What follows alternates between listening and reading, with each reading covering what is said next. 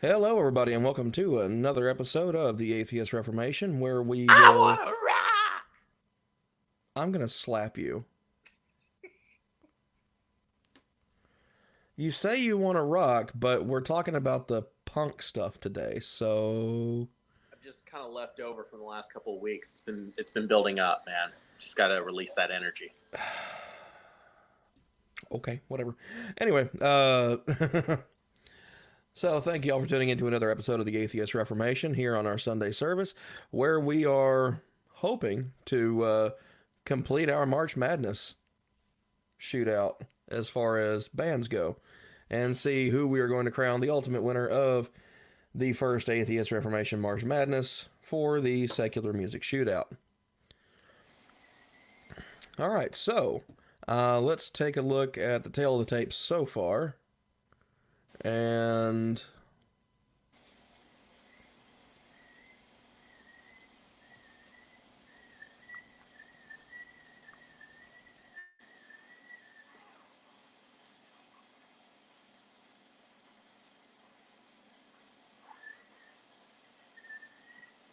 We're bringing it like a stripped down, back to the basics one today. No flashy backgrounds, none of that nonsense. This is all heart.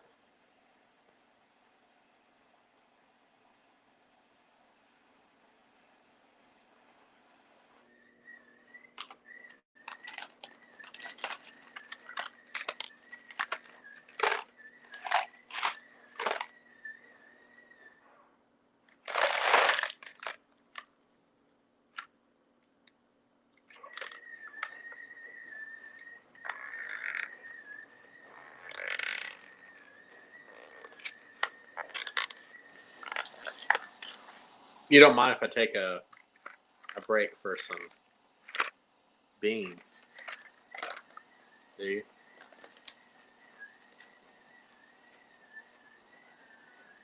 Are you frozen? yeah, I froze out entirely. I don't know what happened there. All right, so I'm going to try and share a screen again and see if I can fix this. Oh. You want one? Really? Just open up and I'll toss it in. No. Just no. All right.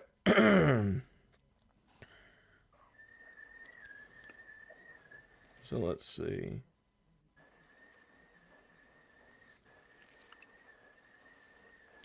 Do apologize, everybody, but it looks like we're having some technical difficulties, so I'm going to bring... Just open up your mouth, Drew. You got this. Did you just throw that at your phone? You just missed it, dude. You threw that at your phone. Wow. I don't know what you're talking about. I can see you right here. Aren't Baptists supposed to not be drinkers? I'm not drinking. Because you're acting like you've been.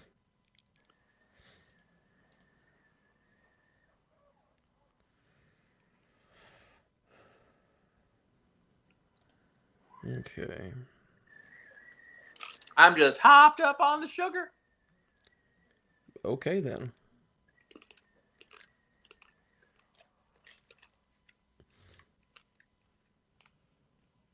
This is what happens when you live a whole life of not doing drugs and not drinking.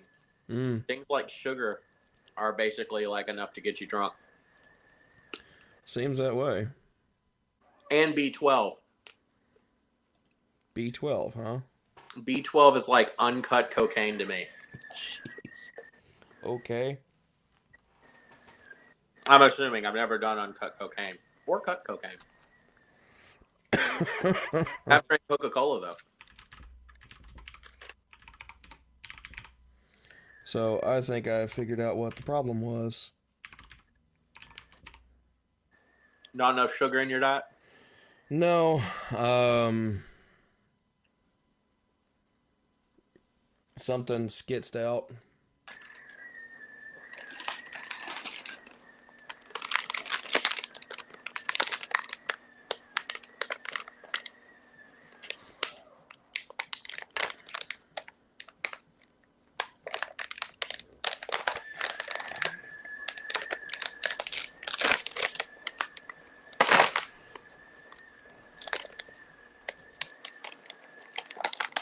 Oh, these smell so bad.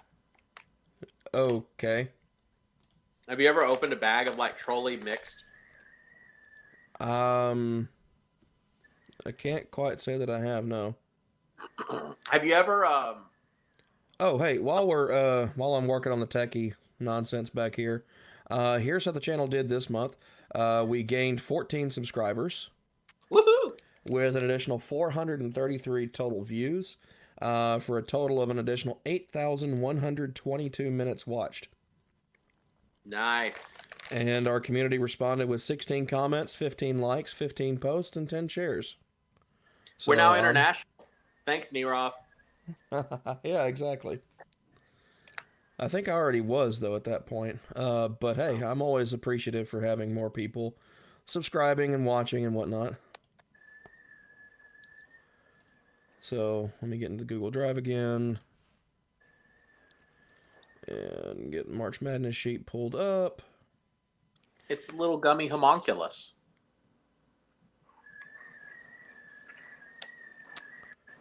Oh, Harry. I just ate my own sense of perception.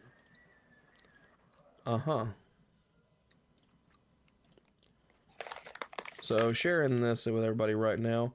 As you can see, we've made some progress with this. And turn that off.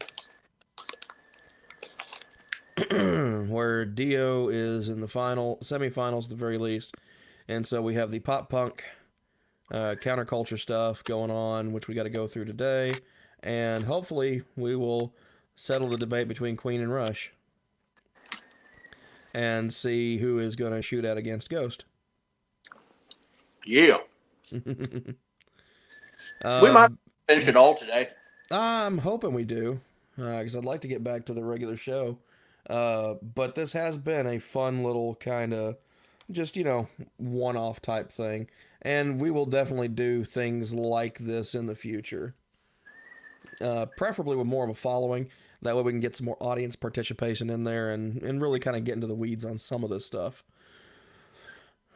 I don't Say what? I don't do weed. Into the weeds. Okay, sure. The figure of speech. Chasing rabbits. Yes, not jazz cabbage. Have you ever thought of chasing rabbits and a red herring are kind of the same thing? But one's on land and one's by sea.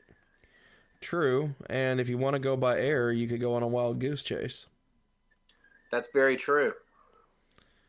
So, was that like the seals of random, tedious metaphors? Yes, it was. I think Marcus Luttrell would be ashamed of us. Who? Marcus Luttrell. He's an actual Navy SEAL. Oh, yes. Yeah. I didn't hear the name. I thought you said Marcus Aurelius.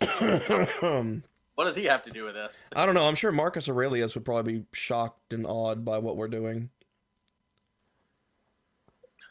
What is these magic windows? Right? And if he actually ended up understanding all this, he might just say, "Oh, well, you're doing something peaceful-ish. I'll leave it alone." But yeah. So looking at everything here, we've got the Queen versus Rush shootout to determine the mainstream semifinalist. We've got our metal semifinalist of Dio and our specialty semifinalist of Ghost. So I think we should go ahead and jump into the counterculture stuff, and I guess we'll just start at the top and work our way down and take a look at Green Day versus MXPX and pop punk. All right, cool. So, how it do? MXPX has consistently put out some great albums. They have continued to redefine their sound. It never branches out too far away from what you know them to be. It's not like they just keep doing things that are completely off the wall, but they do develop and evolve a little bit with their songwriting, and it's kind of a gradual thing. So if you want something consistent, something that's completely stayed true to its core for over 20 years, that's a good one to I mean, if you're talking about what are they under? Is it under pop punk or punk? MXPX. What's the category that we're looking at? We're looking at MXPX. Okay, but what are they going up against Green Day for? Oh, they're going up against them for pop punk. For pop punk? Yeah. Yeah, all of their music is pretty much pop punk, and in a lot of ways, they are pretty much the same people that they were 30 years ago. Well, I mean, the same really could be said of Green Day, with the exception of the fact that, you know, they streamlined their lineup in the late 80s to get to where they are now, or to get to the lineup that they are now with the with Billy Joe Armstrong, Mike Dirt, and the guy that goes by Trey Cool. I don't know what his real name is. Frank Wright. Not the architect. No, his name is Frank Edwin Wright III, so I don't know, he could be related to him.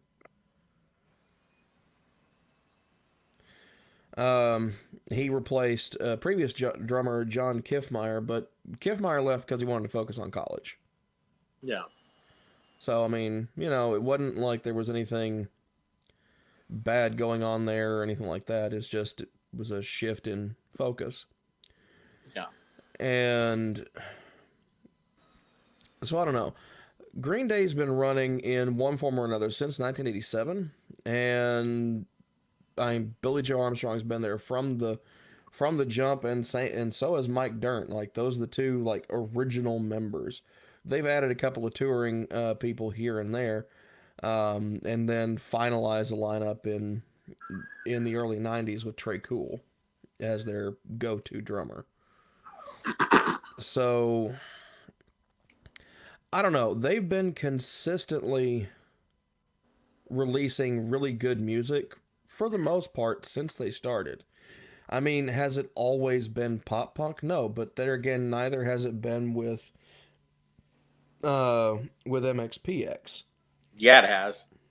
Well, considering they have 4 genres to their name of Christian punk, punk rock, pop punk, and skate punk. Pop punk is their second to least known genre identifier. Those are all pop punk. Like skate punk and pop punk is basically musically almost identical. It's more about the motifs of being associated with skateboarding. Okay. And Christian punk is just because, for the most part, I mean, they were a Christian band. Yeah. And then, what was the second one that it has? Just punk rock. Yeah. I mean, that's just going to be associated with pretty much any band. Like, go look at Green Day and see what their genres are that they're associated with. Punk rock and pop punk. There should be some alternative in there. Alt rock is on there as well. Okay. But pop punk is an alt rock genre. That is true. Okay, so when you're looking at Green Day, you've got their first 4 albums. Well, their first 3 albums are really going to be a little bit more focused on things you would typically consider pop punk. The first album I ever heard from them that ever actually really truly broke from any kind of punk sound to any real degree was 21st Century Breakdown. Okay, so once they got into the American Idiot album, I liked the album. I enjoyed it. I liked it too. I may disagree with some of the politics of it, but I mean, yeah, overall it was a great sounding album. It's a great sounding album because it's a Who ripoff. To an extent. I mean, I liked Jesus of Suburbia. That's still one of my favorite songs. Right, which is it's a pop punk song with movements to it. It's a pop punk song that's a little bit heavier, but it's basically Tommy. It's not even really heavy. Well, Jesus of Suburbia is really not heavy at all. There are parts of it is. It's like a 17-minute long song. It's a 9-minute long song. Is it? Yeah. It's 9.5 minutes. There's like 4 definitive movements to it. And like pretty much one of the heaviest songs on American Idiot would probably have to be American Idiot. And if you want to go with like the heaviest sounding, as in like the drop tuning or a detune to it or a heavier bass, it'd be Holiday. I don't know. I think Homecoming is a little bit heavier, but regardless, the once they got past the 90s, they really started focusing more on homages to other artists that they liked. And that's when they really just kind of stopped being pop punk. Oh, except that they went right back to it as of 2011 with the trio album of Uno Dos Tres. That no one listened to. Say what? That no one listened to. I don't know. It did pretty well. Can you name it off of it? Say what? Have you heard any of the singles off of it? I wish this washing machine would stop. Yeah, that would be nice.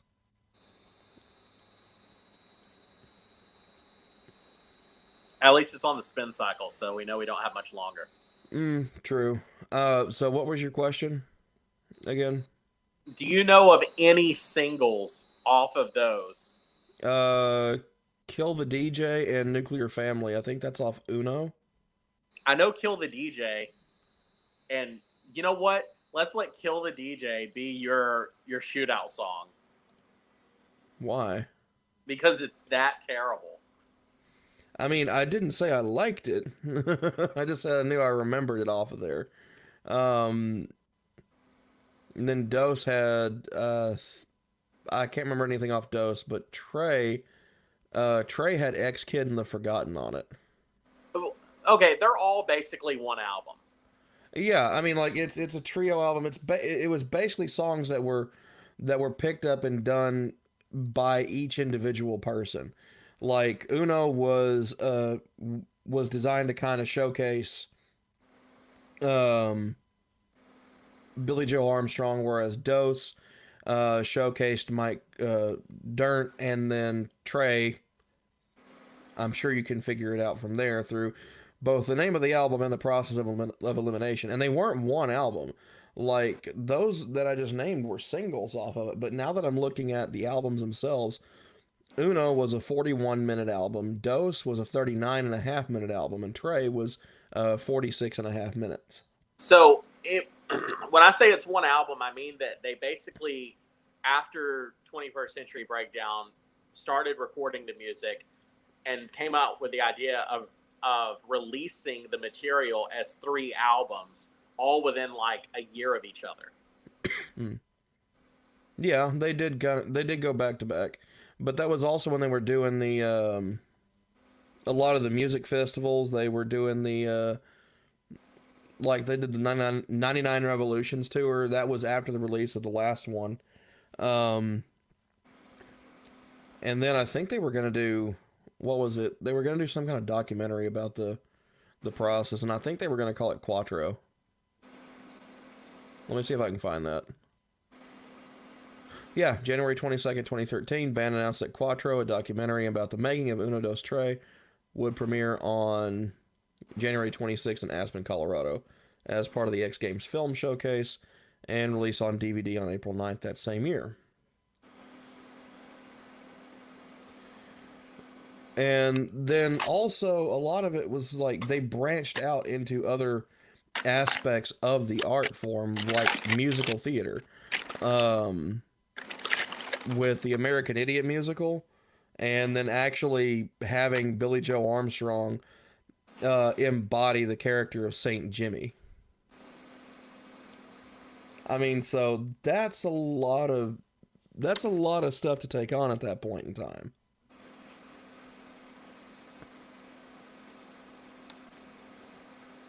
What are you doing, Harry? I'm eating my Cookie Crisps and listening to the stupid spin cycle. At least it's not the Spin Doctors. Look, I mean, I really enjoyed the band. I've gone to see them live. They put on a great show. But at the end of the day, the feel that they have is more of like a contemporary alternative rock band. Like, it's more like going to, I don't know. It just,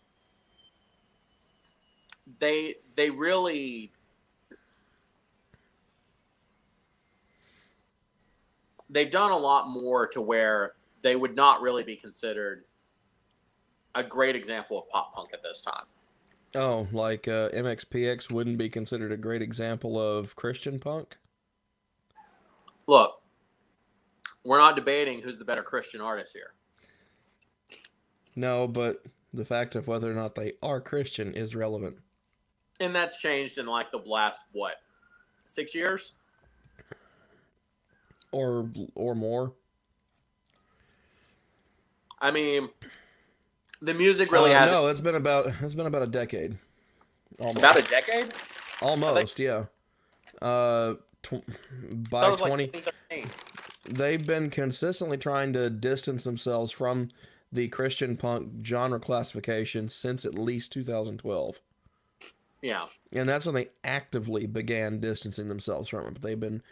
But they have been distancing themselves from it since the release of Panic in 2005. Yeah. So, I mean... Which is interesting because they still go on tour with Christian bands all the time. Because that's where their audience is at, and that's what makes them money. No, that's not the reason they do it. The bands that they take on tour with them are not bands that are going to bring in an audience. They bring bands that they basically tour with their close friends. Yeah, but so MXPX is still gonna be a big draw. Like, they will go on tours with bands that are not Christian, but they often go on tours like Five Iron Frenzy and Slick Shoes and bands like that. Never heard of either of those. And on top of that, like, their discography, it starts to dwindle after Panic in 2005. Yeah. That's because that's when they stopped doing major label stuff. True, but also, I don't think I remember, like, I've not heard a lot of MXPX, but the only stuff I ever really remember hearing anything off of was, I believe, Slowly Going the Way of the Buffalo and Teenage Politics. You probably also heard a couple of things off of Before and After Everything. Before Everything and After? Yeah, that. I don't know, let me pull up the song list. That was the song that was in a Pepsi commercial. Oh, well, no, nothing there is ringing a bell for anything for me, unfortunately.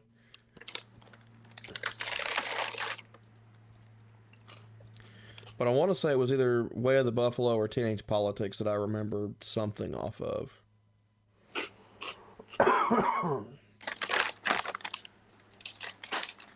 Anyway.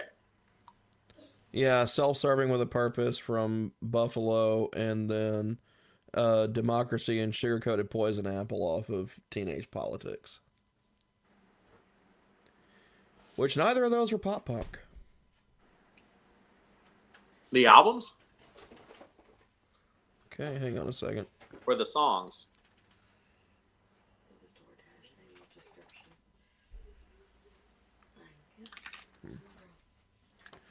Sorry about that. Had to fix something. You got darker. What? You got darker. My camera got darker? Yeah. I mean, yeah, I turned the cam off for a second and then turned it back on. No, I mean, the lighting is darker. Oh, I didn't change the lighting at all. I moved the camera a tiny bit. That way I was centered in the frame a little bit better. Other than that, I didn't do anything.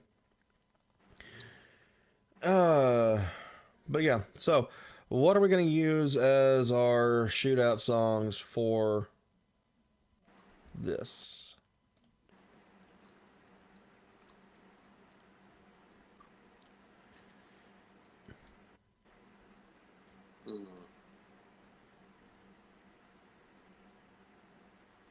Middle name. Middle name for MXPX? Yeah, because I think it's like a perfect example of a pop punk song. Okay.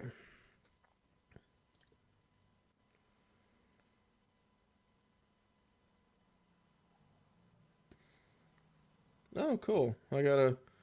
Looks like I might be able to get someone else on one of my discussions of the theist things, and they might actually come on the show and not flake on me. Yay! Yeah. Eastern Orthodox aren't these guy, things- or an Orthodox Christian guy named Deacon Joseph Suaden, if anybody's heard of him. I've talked to him before on another channel that I've associated with Reason and Theology. But okay, cool. I just got the random notification for that, and so I was like, "Oh, sweet, nice."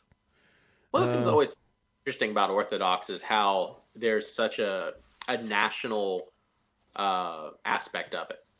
Right, like Greek Orthodoxy, Russian Orthodoxy, and then you just have Eastern Orthodoxy, and then another branch of the Orthodox Christianity would be I think the Coptic Christians out of Egypt. Yep. Yeah, I'm not as familiar with their belief structures. Most of mine have just been stuff that I'm familiar with for what I've dealt with in the past, like Baptist, Methodist, and Catholic. Well, think about basically everything that you know that's kind of the difference. If you were to draw, like, here's where Baptists are and here's where Catholics are, and Orthodox are over here.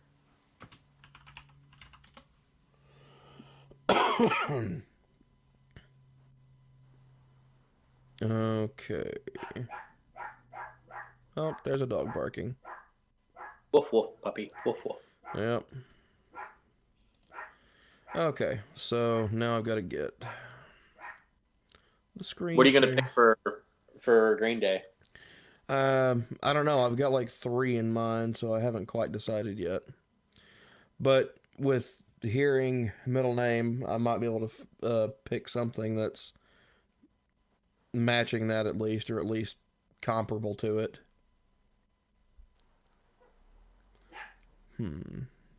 Let's see. And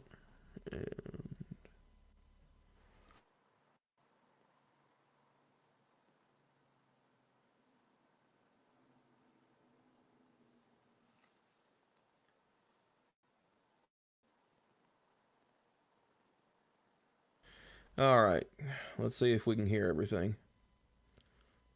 And go. Can you hear it? Emotion is my middle name. They had been less to the rain, but epic thoughts into my head.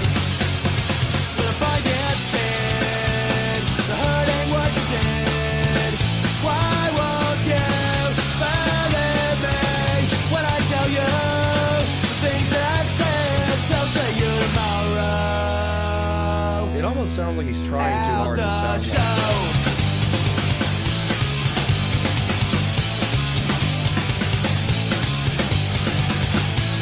It's been a long way, a long time. Wish I never let you. I wish I could forget you and what you said. Gonna reckon you complaints from me. What's up? There's no way we're going to be able to talk over the song, and the audio is coming in super clear on the song, so that's good. Okay, But that's great. You had made a comment. Yeah, I made a comment of it not making a whole lot. I don't know. It seems like he's trying too hard to sound that particular way.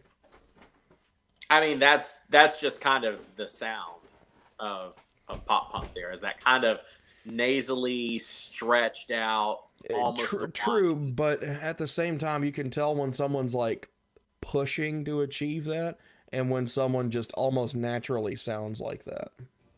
No one naturally sounds like the sound of pop punk. No one naturally sounds like it, but Billy Joe Armstrong seems to have that locked down pretty well. Probably better than most. The sound, I've heard this described before. I can't remember whose quote this is, but someone described it as it's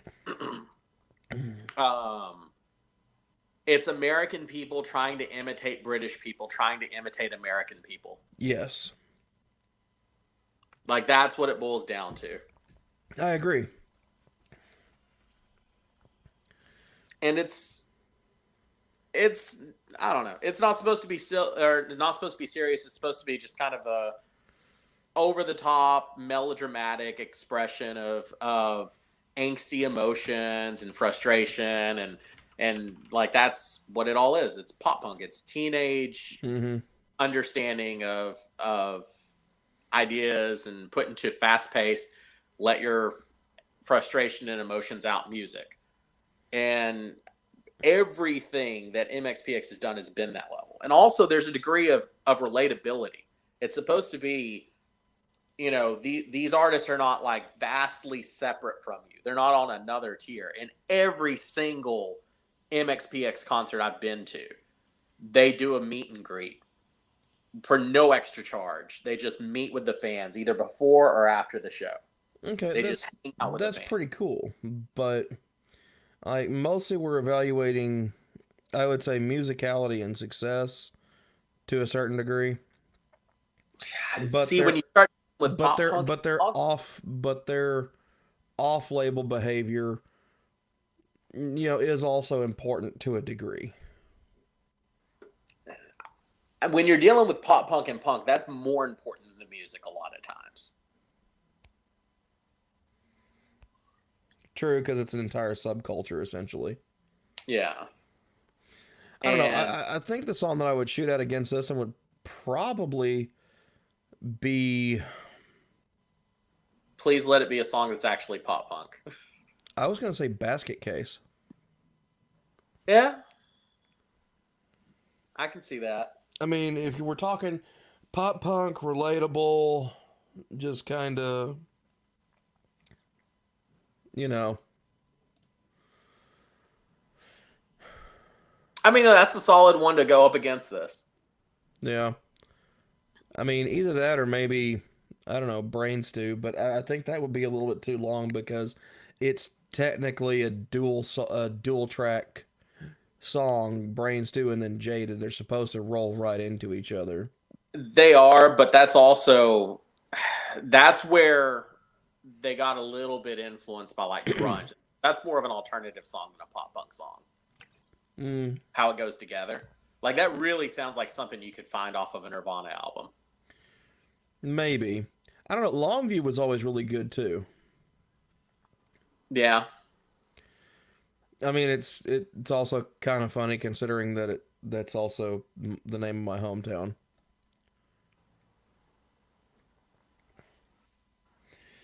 Then of course you've also got Not American Idiot. To me, that's solid punk rock.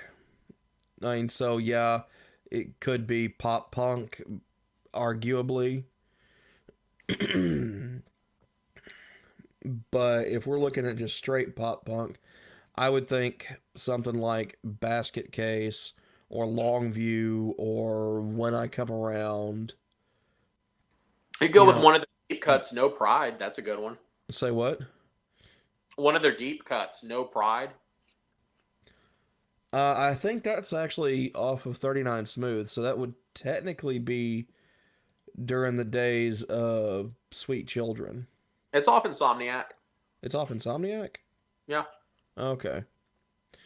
I don't know. I think I'm going to go with Basket Case just because it's going to be an easy one to find a lyric video for. Yeah. And it kind of meshes with Middle Name just kind of in general. So I think that's what I'm going to roll with. Did you want us to listen to some more of the song before moving on? I mean, it's not a very long song, so we can finish it out. What is it like? It's at a minute. It's got 2 minutes left. Yeah, we can go. We can finish it up real quick. All right. I should walk away. I could easily never hear what you say. I'm not your robot or your slave. I won't behave. I'm not your toy. You know, in all honesty, what this kind of reminds me of, they almost sound identical in vocals to Simple Plan.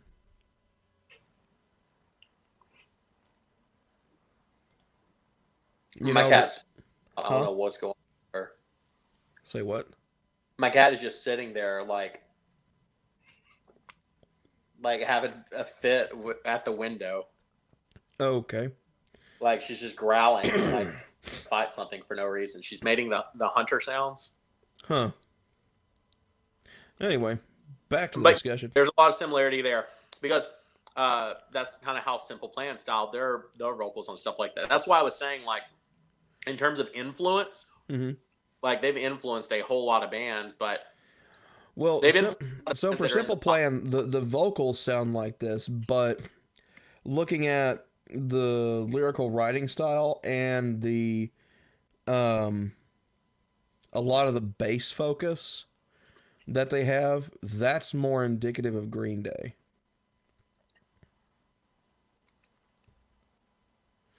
I mean, because MXPX doesn't do a whole lot of just heavy bass stuff, whereas Green Day likes to shuffle around and showcase each individual member.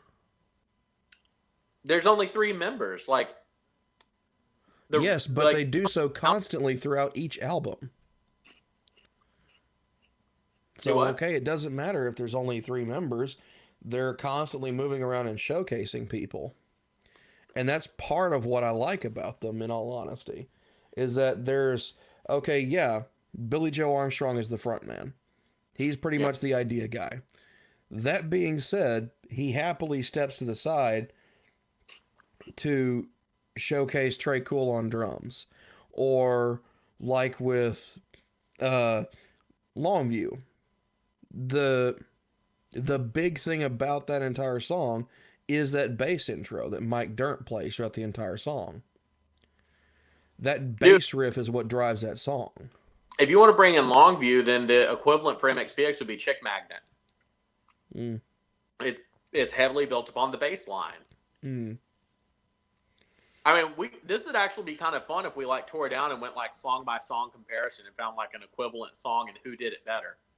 Who did a bass-fronted song? That would take too long, I honestly think. So I think we're going to stick with this and Basket Case, since these are 2 that are pretty similar to each other, and we'll just run with that. Now that you mention it, Longview and Chick Magnet probably would have been a better matchup anyway. Possibly, but we're already over halfway through this one, so we're committed now. Okay. Go on, go, bury me with self-righteousness. I confess, I'm just a boy. Why won't you believe me when I tell you the thing that I say and still say you tomorrow? And the show.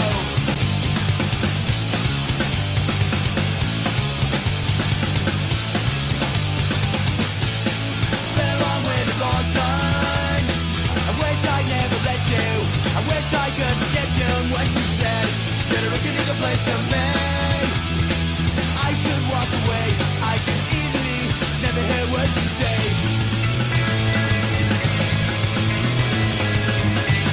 So this is just sounding like a breakup song, in all honesty. I mean, you can definitely see it that way, and that might very well be what it is. You could also just see it as like you being upset with a friend. Possibly. Like, but this you're going to see them the next day. You know you're going to get over it, but at the same time, you're really tired of them like always blaming everything on you. In all honesty, actually, what it kind of comes across as is an overly critical Uber fan. You know, like the type of fan that would honestly be classified as a fanboy. It's like, oh man, I like the earlier stuff better before they sold out and yada yada yada yada. What we're doing? No, it's even not it's not even what I'm doing. It's just like with MXPX, the only things I remember hearing from them were off of Teenage Politics and Way of the Buffalo. That's just all I remember. All the bands. Say what? I meant in general, like what we're doing with all the bands. I don't know. I don't really think I've done that with anybody. No, saying that I prefer the earlier stuff to the later stuff and all that kind of. I probably have. You have at least a couple of times. Like with Slipknot, I actually love the direction they're heading. Like they've brought back some of that early Slipknot sound, but with all of the learning experience that they've had over the years with their newest album, and that one it's really good. I thought it was funny how you're like, instead of showing off the different instruments, and like this is the part that I really like because of the how it kind of lets the drums be heard more. What do you mean? Like if you like right here in the middle of this little break, Uh-huh. you can really hear just like the drums just grinding it out. Oh yeah, no, I do like that part. I'm, but it's not. I don't know. It's not the same as the to me, at least in this song. Now they may do this on other songs. I'm not discounting that possibility, but we're not going to go through each and every song both bands have ever released because that would take for friggin' ever. Especially these bands. Yeah, I'm both of them with 25 plus year careers. I'm pretty sure that MXPX has put out both of these bands have put out albums that are like 60 to 70 minutes long. Yeah, American Idiot was close to that.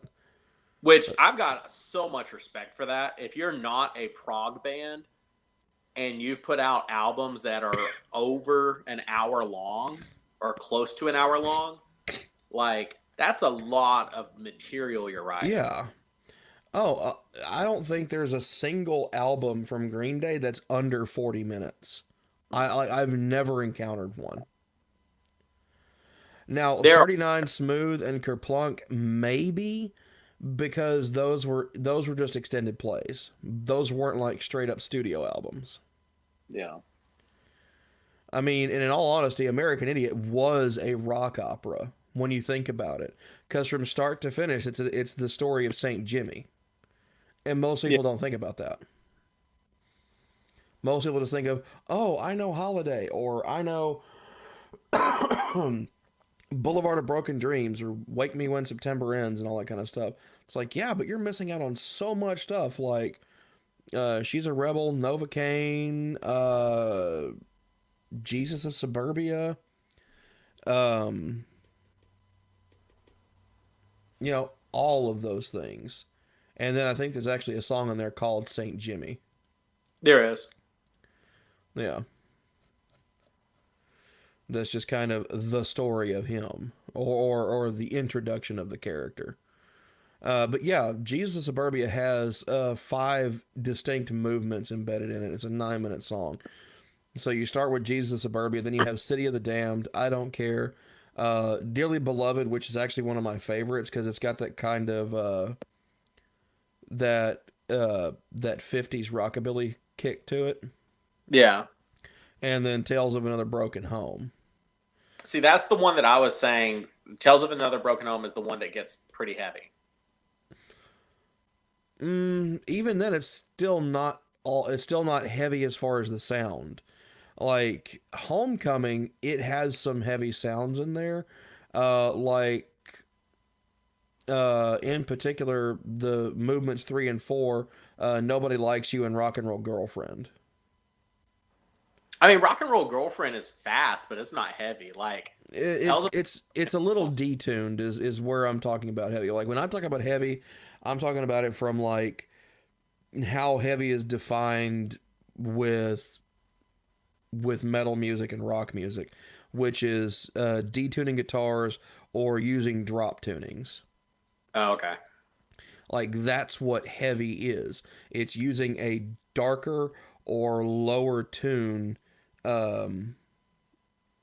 string set than standard tuning. And so that's what I mean by heavy. Okay. I guess I'm thinking more of like whenever the drums become a little more bass, like more kick drum driven, and they take over. There's more power to them. Yeah, and that is another aspect of it as well. It's just I tend to look at things. I look at the melody and the harmony before I look at the rhythm personally. But that's because, when I was in band in high school, I wasn't a rhythm player. I was a harmony and melody player, bouncing between tuba and other low brass and some of the low woodwinds too. So that's where my shtick is. So that's what I look at. Yeah. And also because I do sing on occasion, not right now with all this freaking sinus and chest congestion. That's why I keep having to try and remember to stop and mute my mic before I go on a coughing fit. You're not coming down with something, are you?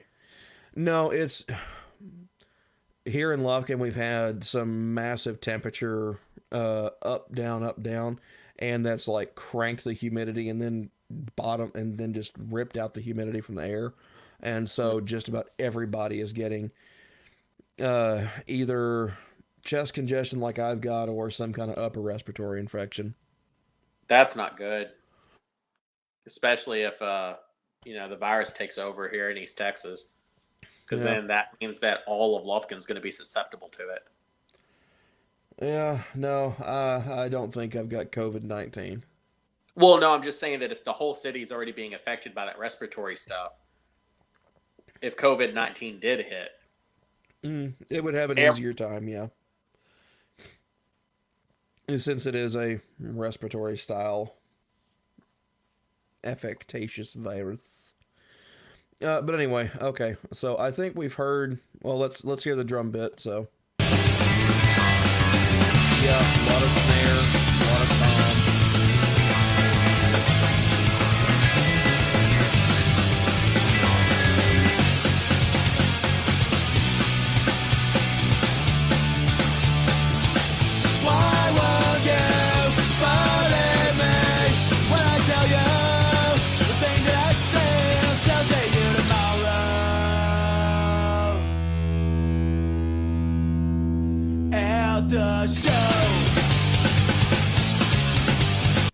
Okay, I mean, the song pretty much,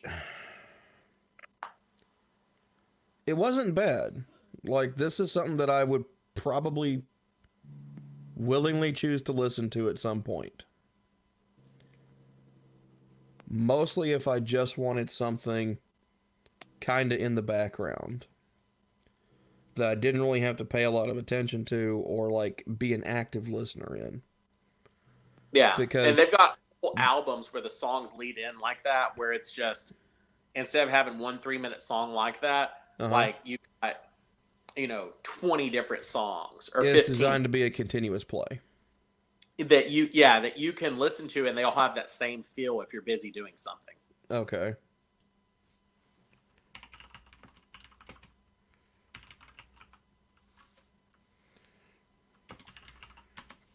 No, I don't want the clean lyrics. Screw that. Man, if I'm going to listen to the song, it's going to be the song. Let me know if you can hear it. Do you have the time to listen to me whine about nothing and everything all at once? I am one of those melodramatic fools, neurotic to the bone, no doubt about it. Sometimes I give myself... Okay, so this is what I mean by heavy sound. That chug in the background, that is not using a standard tuning. That's definitely a drop tuning. I don't know what to, but it's definitely not standard tuning. Yeah. The creeps. Sometimes my mind plays tricks on me.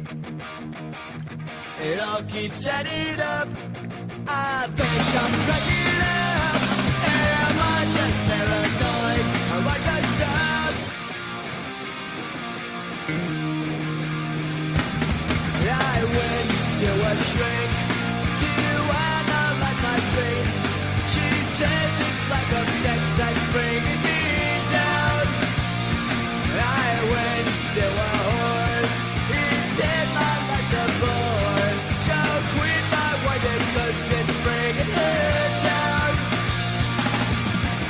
Sometimes I give myself the creeps. Sometimes my mind plays tricks on me. It all keeps adding up. I think I'm cracking up. Am I just paranoid? So, I mean, I kind of like this one better, and not even because it's Green Day. I just like it's not just wall of noise. The structure is more alt rock though. Yeah. In terms of song structure. True, but there again, that's where I drift towards with any punk music is I look for the songs that have more structure to them. Yeah. Now, one of their songs I don't like just wall of noise. I've never liked that. well, and there's pop punk that isn't wall of noise, and they have songs. I think "Welcome to Paradise" is a little bit better of an example of a song that's structured like pop punk. Mm. But I mean, this is basically like pop punk instrumentation playing a song that's been written and structured as like an alt rock song. I don't know. The structure is very similar to the MXPX song. What I'm talking about, what makes it different as far as the complexity goes, is the fact that, like I said, it's not a wall of noise. There's actual creative usage of muting the guitar or having rests in there. Almost a lazy lead in and then scream into it like what they do at the very start of it. It's not that creative. It's basically canon with a rock beat to it. It still beats just being a canon.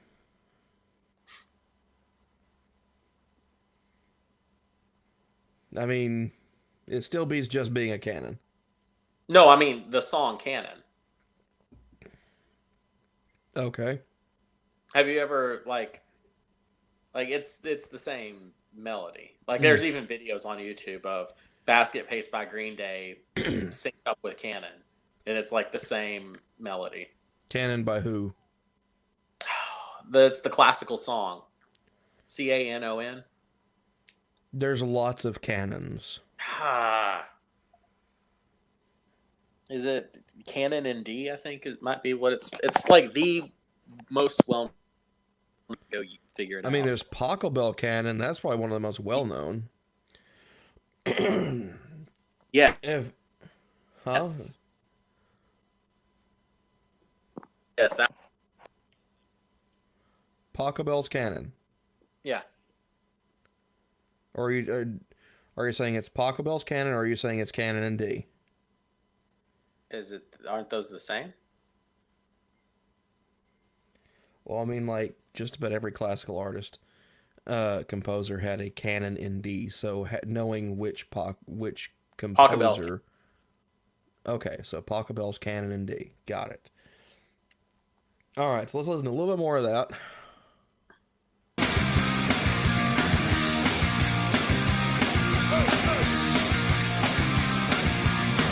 Okay.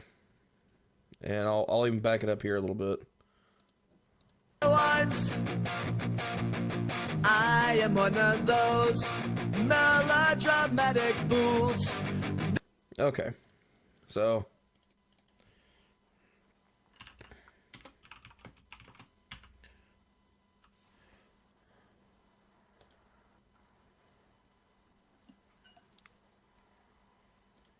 let's hear We this. get nature landscape.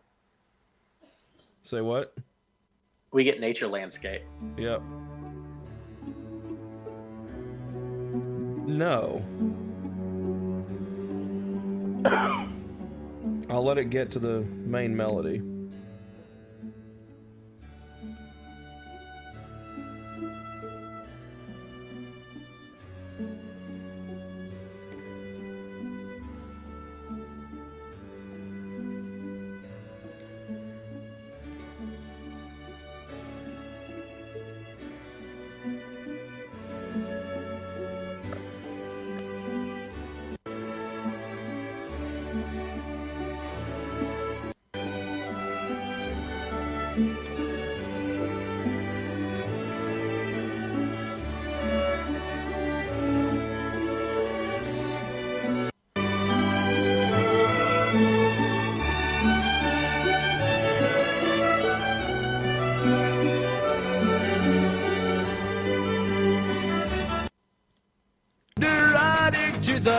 no doubt No. about it.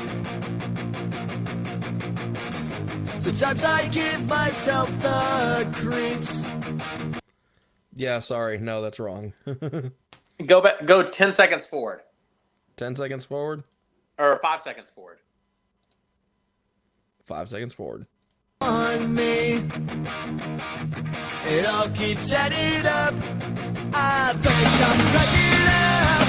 Am I just paranoid? Am I just up? I went to a shrink to analyze my dreams. She says it's like a sex that's bringing me. Like, it's not the same. You know what? Okay. Let's hang on. Let me pull up Canon and D in guitar. Do Pachelbel Cannon versus Basket Case and see what you get.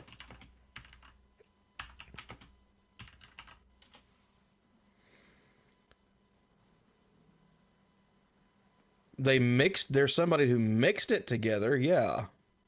No, there's not a mix together. There's a couple of them where they show like Then how- Green Day actually did play Canon and D. Oh, that's interesting. There's Basket Cannon, where they do piano and church and drums mashup.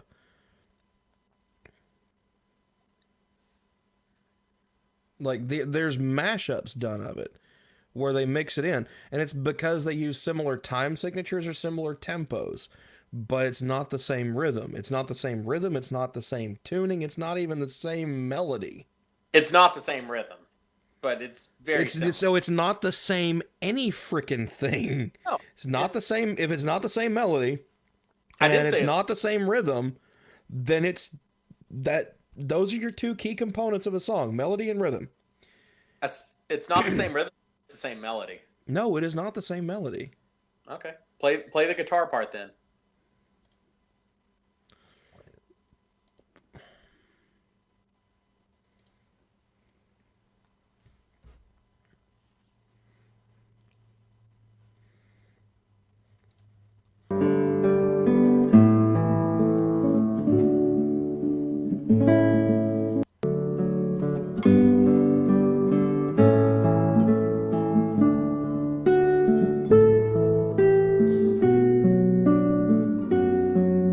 I can't hear you. Give me a minute.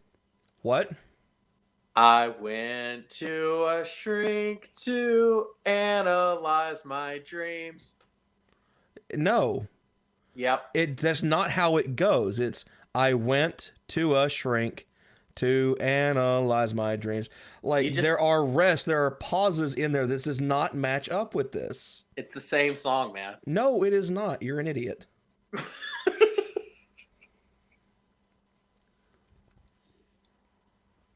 And because you are so wrong in your wrongness, I'm declaring Green Day the winner. Suck it. Okay, whatever. You are gonna give MXPX the time of day anyway. You don't. You're a poser. That's what you are. You're nothing but a poser, Drew. What's the next category? I don't know. Hang on. Wait. No, you need to see this. You need to watch this happen. You need to watch the consequences. Witness. You see what happens? This Where is you what like? happens. This is what happens. Look at that. Oh no. Just look at that. Are you John Goodman in The Big Lebowski now? What do you mean? Have you seen The Big Lebowski, right? Yeah, it's I will admit it's been Goes out like several years The though. car. Say what? When he goes out there and he's taking a golf club to the guy's car, and he thinks that it's the kids, and he's like, "Do you see? This is what happens." It's what happens, man. This is what happens. All right. There you go. So, do we want to do emo, ska, or funk next? Funk. Funk? Okay, so we're going for the rhyming ones. Yeah. All right. I will see if I can find anything on your Brothers in Christ funk band. Don't put that voodoo on me. Say what? Huh? What'd you say? I said, don't put that voodoo on me. I wasn't the one that came up with that band. We had to find you're a the one. contestant. Okay, you're the one that wanted funk in there as kind of a, a different genre, so it wasn't just a total, metal shootout, basically. That's true. I'll own that. So, I mean, this is your own fault. Granted, I don't think you have any kind of defense at all.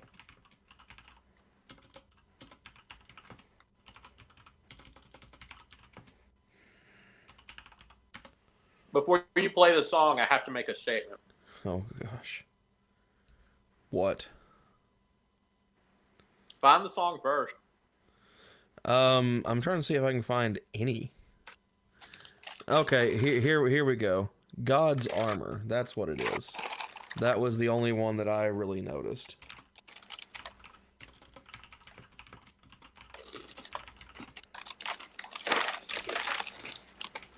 There we go. All right. All right. This is what happens when you play funk music and you don't do drugs. It sucks. You draw your own conclusion. Oh no.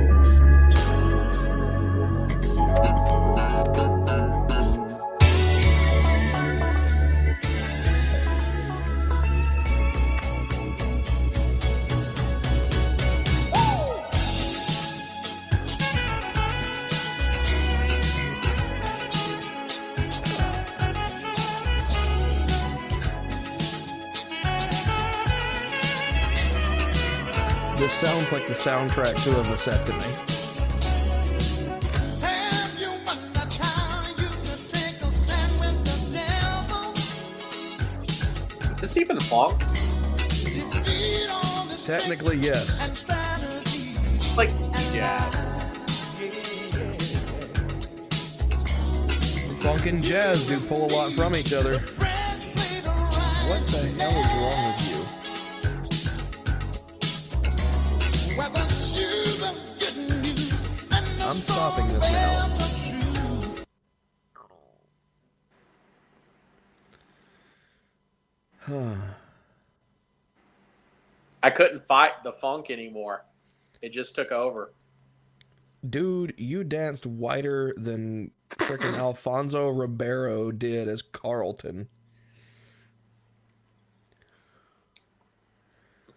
That was genuinely terrible, and you should never do that again. And you should feel ashamed of yourself. Just be glad you could only see what happened from like rib cage up. I'm rather thankful.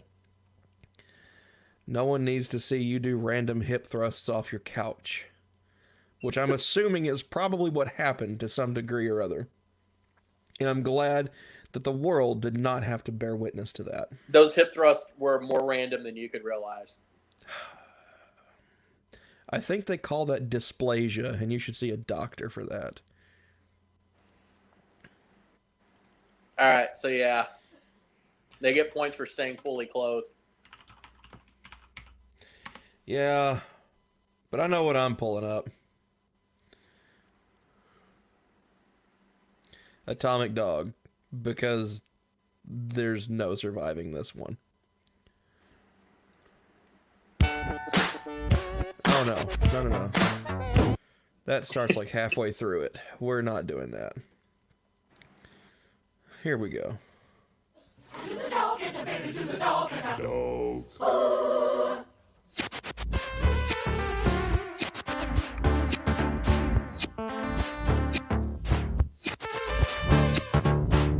Volume still good.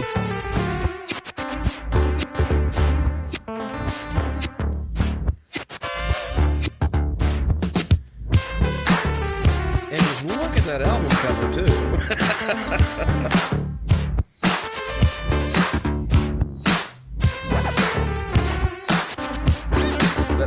looks like Tupac in the background, or Snoop Dogg with the little red tails. But we'll skip a little further into it. Actually,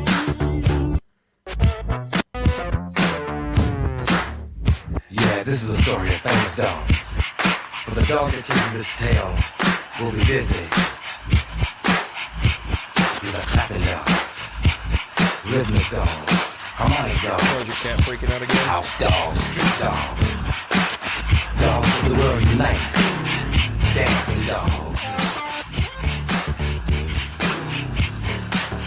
You suddenly looked over to your right with your cat freaking out again. Funky dogs, Or your left. nasty dogs.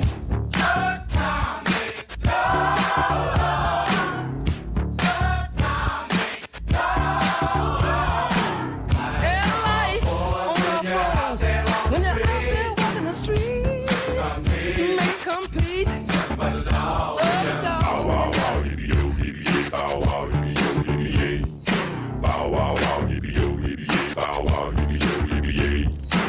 Untied dog in a telematic society ain't your average.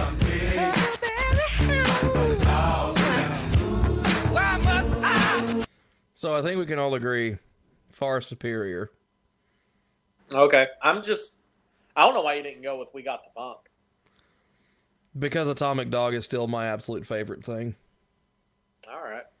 I mean, yeah, it's a 10-minute song, but like, it's awesome.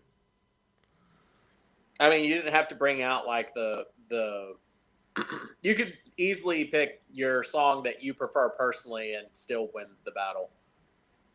You didn't have to bring out like the most well-known song just because, like you were able to bring this one out. This Yeah. I guess what Yeah, and that's why I didn't bring out just We Want the Funk. yeah. Because that would have handily won. If I hadn't have chosen this one, I probably still would not have gone with that. I would have gone with Flashlight. Oh, that's a good one. Yeah. I mean, so it's like, that's how good they were. It's like the stuff that people have never heard of or don't know they've heard of. You can throw that out and they're like, oh my gosh, I know that. That's awesome. And you're Yeah. like, it's the same people. What? Yeah. I love getting that reaction out of people with really any band, in all honesty. Or one of my favorite things is where someone will say, oh, they absolutely hate a particular band.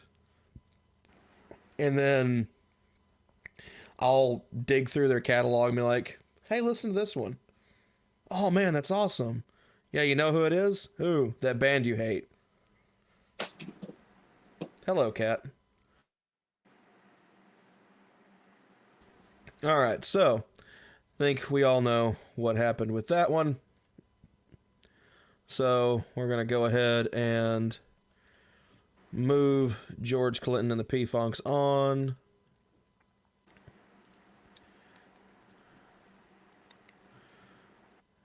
Bird.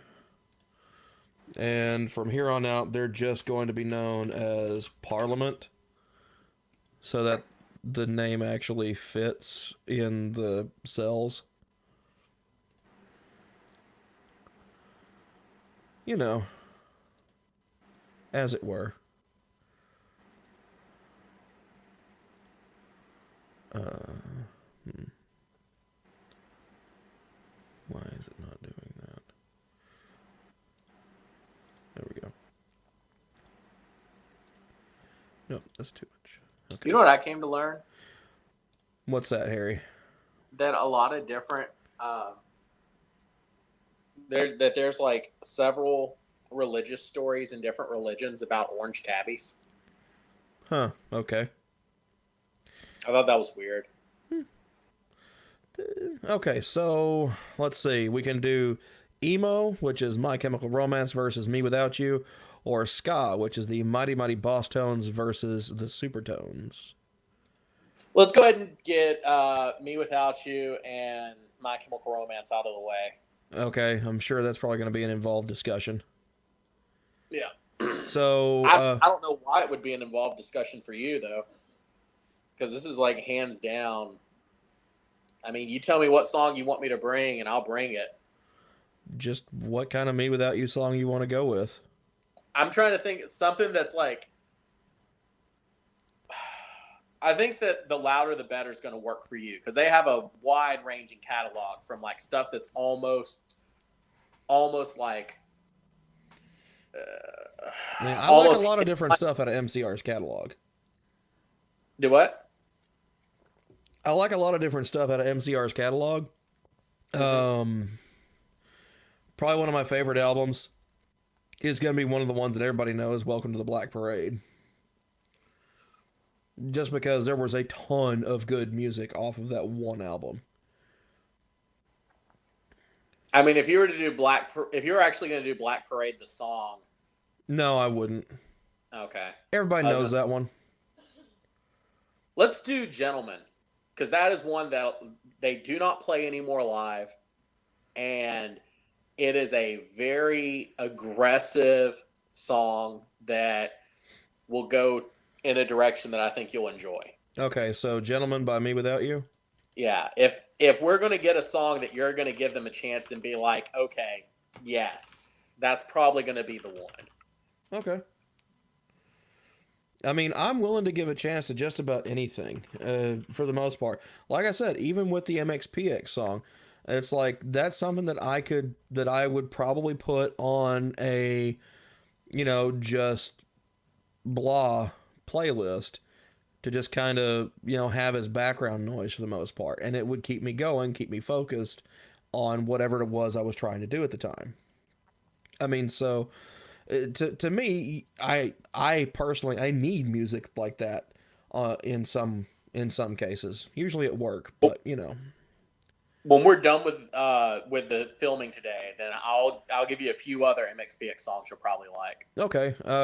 I would say put them on a list and like just post them in our Facebook Messenger. That way I can just kind of pull from that.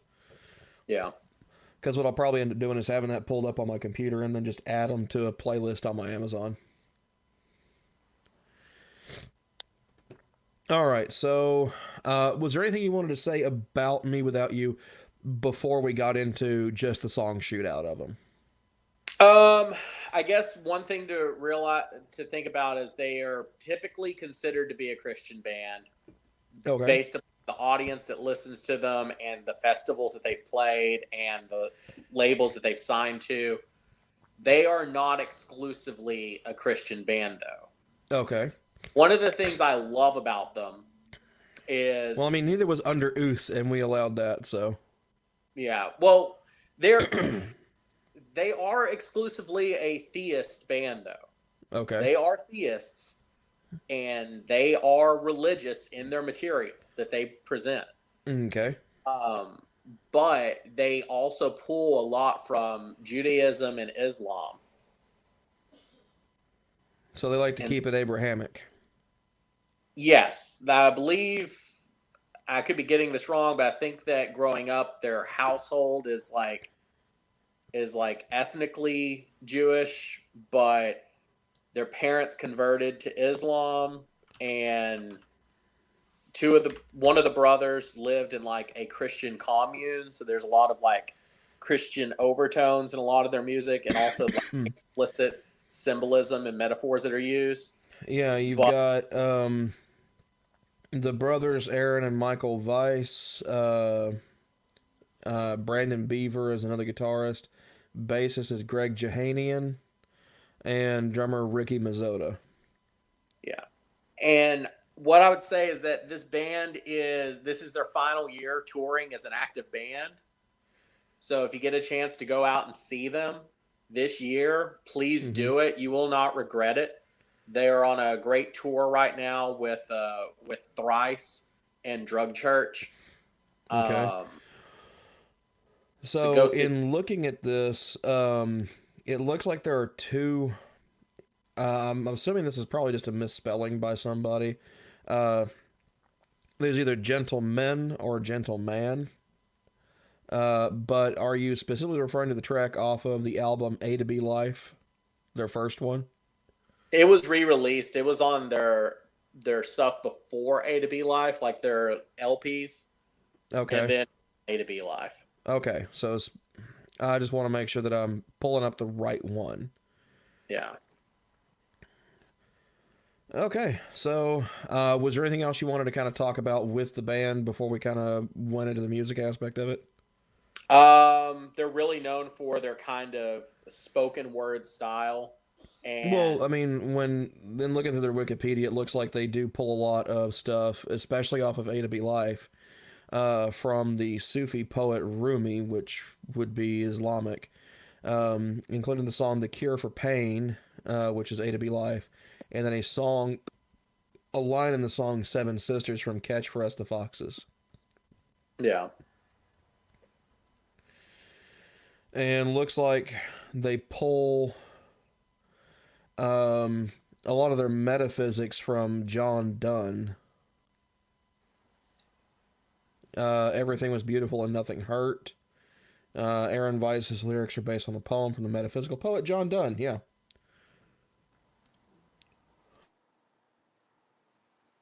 But yeah, I'll let the song do the rest of the speaking. All right, and I think. No pun intended about the spoken word style. All right, we'll go with this one and see if that actually has lyrics.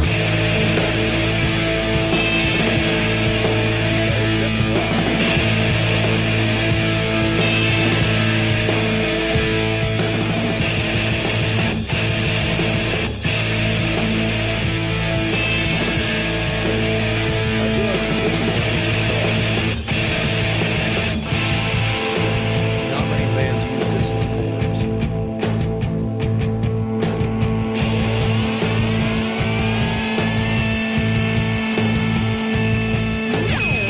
We never met, you and I. We were always inside. We were somewhere inside one another. And I'll live without you, love. But what good is one glove without the other?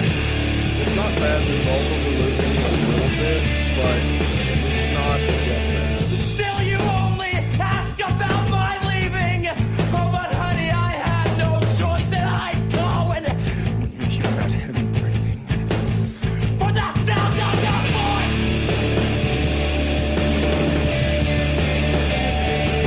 When she sit there silent, falling on and walk down as I walk by. My face has changed, you know it's me. You know by the stillness in my eyes. Come and whisper in my ear, you're very pretty, dear. And it'll be alright, you're lying. But I don't mind tonight. It's almost emo punk. Go ahead. So I wander and I. So, I mean, in a lot of ways, emo is It's a subgenre of punk. Like there's a lot of punk influence pulled from it. It's just there, but instead of it being just the dry vocals or speed vocals like what a lot of punk is, it's more emotive. Hence the term emo. Yeah, no, I get that. But the reason why I say this is more of like emo punk is this seems to pull a lot more sound from the punk aspect of it than what you would normally encounter. But that's fine. But that's fine because considering My Chemical Romance does that a lot, so that makes this a really good song to shoot out with them. Well, I'm trying to figure out what emo do you know that doesn't pull from punk? Because the whole evolution of it is whenever you had punk, there were some that started to get more musically experimental, and they combined some stuff with parts of AFI, metal. okay, so AFI's album December Underground does not use a lot of punk influence. Correct, because that's when they went more pop in terms of the structure and the production quality. And even Girls Got Gray did not have a lot of punk influence, and that was prior to December Underground. I'd have to disagree with you on that one. I mean, there was still some there was still punk in there. Like it had that punk rhythm going underneath everything, but Yeah. it was not the forefront of the song, like what people understand as emo punk today, because emo did make that real big shift when it actually hit the pop charts and stuff like that. And that's when we saw this shift, like with AFI's December Underground and stuff like that. And also the incorporation of some of the metalcore stuff, because if you remember, one of AFI's most popular songs, Miss Murder, right through near the end of it, there's a big freaking Cavelt scream through like your main breakdown near the end of the song.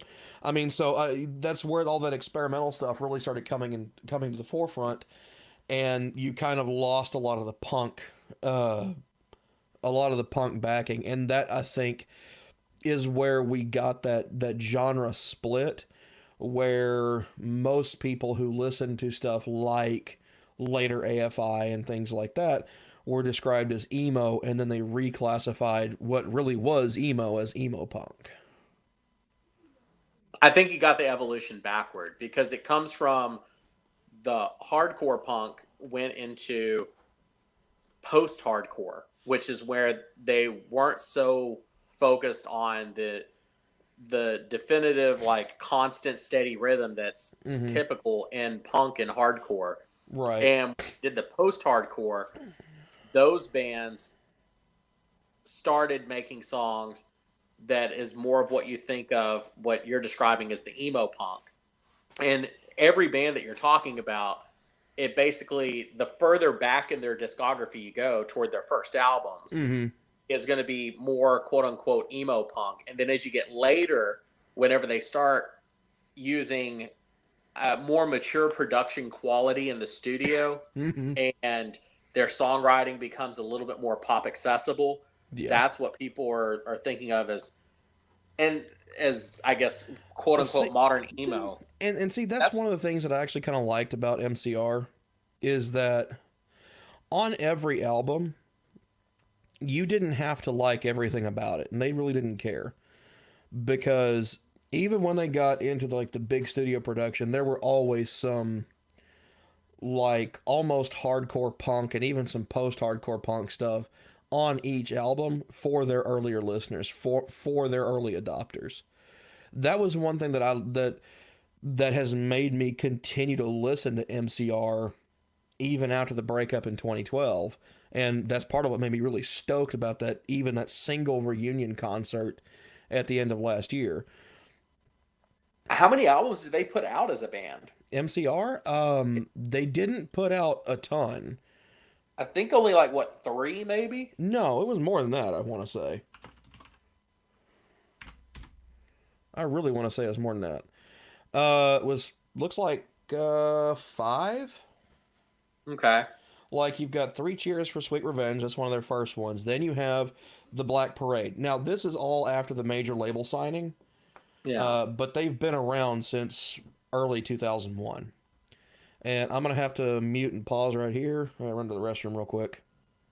Okay. Entertain the masses, Harry. Okay. Well, yeah, basically, if you're looking for emo music that's not really going to be too closely associated with punk music, I would say that one of the bands that really exemplifies that would probably be Panic at the Disco. Like, a lot of people would consider them to be in the emo category, but there's nothing about them that is post-hardcore or emo punk or anything like that. Like, it's just straight up, these are songs written with a pop sensibility that deal with a lot of emotional concepts, and they have kind of the way that the vocals are singing, where it's almost like they're running over he's almost running over his next word with how it comes out. I mean, yeah, there are a lot of bands that could be put into the emo classification that also don't have a heavy sound to them, that are closer to basically like the dude with guitar genre, like the acoustic stuff. You heard a lot of that, and that also kind of came out of, there's a little bit of like the more emotional pop punk artists would do like an acoustic set, or they would do acoustic versions of their songs that were obvious love songs and stuff like that. I know the Ataris have a couple of really well-known songs that, like, their acoustic version is more well-known than the original version. But I don't know. It's really kind of hard to. You're not going to be able to say that the bands got heavier or harder as they tried to do more experimental work. Because if you listen to Miss Murder, for example, and you hear the end of that on the break, like, that really sounds like something off of, Black Sails in the Sunset. Like, that sounds like one of their earlier albums. Or if you listen to Sing the Sorrow, you're kind of like, okay, this is, if anything, it's a regression back to what people would have known and heard. So yeah, I tend to agree with you on that one. Okay, so let's listen to a little bit more of Gentlemen by Me Without You, and then we'll move on to. I don't know if this will be a good comparison track for it, but it's certainly one of my favorites, and it's not very well known, I don't think. It's Dead. Okay. I think that was a hidden track off Black Parade. But, well, actually, no, let's talk a little bit more about MCR's discography real quick. So, you have 3 Cheers for Sweet Revenge that comes out in, looks like 03. However, prior to that, they do have some earlier work, such as I Brought You My Bullets and You Brought Me Your Love. And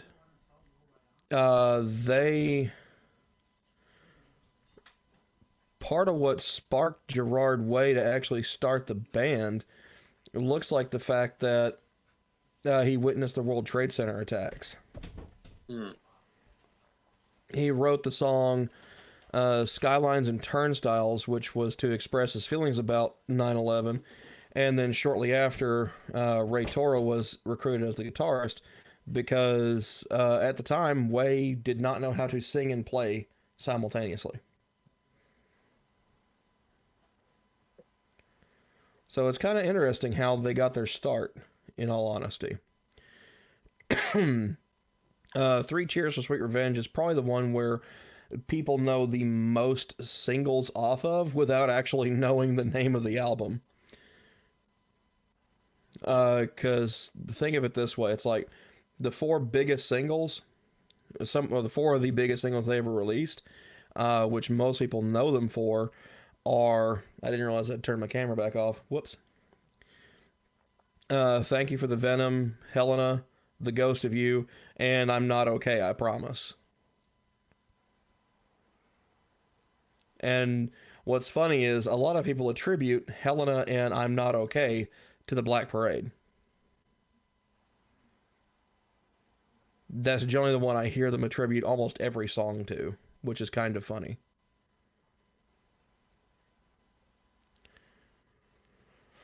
Anyway, back to Me Without You. I wonder, your absence beating inside my chest. I try, but I can't remember the color of your eyes, just the shape of your dress.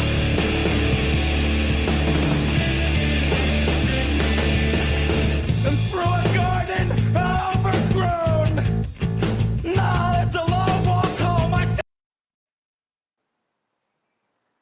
Yes. I can't come back. Well, I'm coming back. And you'd better be alone. Sit there silent, folded arms, and you smile. As I walk by, my face is shaped. But you know it's me. You know it's me. Come and whisper in my ear, my dear, my dear. It'll be alright. It'll be alright. It'll be alright. It'll be alright. It'll be alright. It'll be alright. It'll be alright.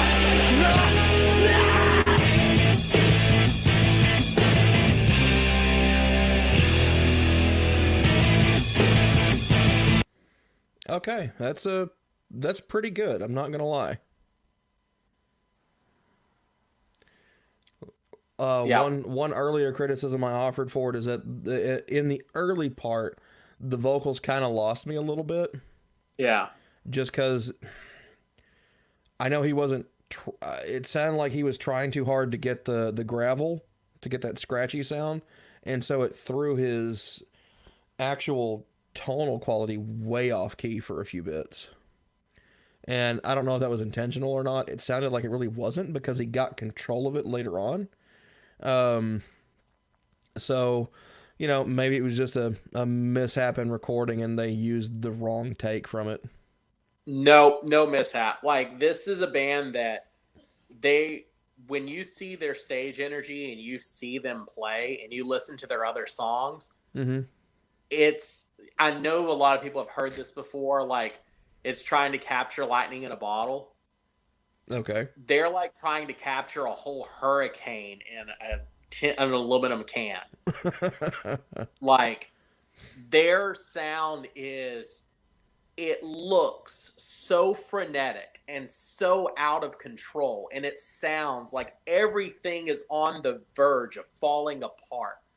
Like, you have a whole army standing on their tiptoes, but it never falls apart. It holds it through till the end on that tightrope throughout the entire song, throughout the entire album.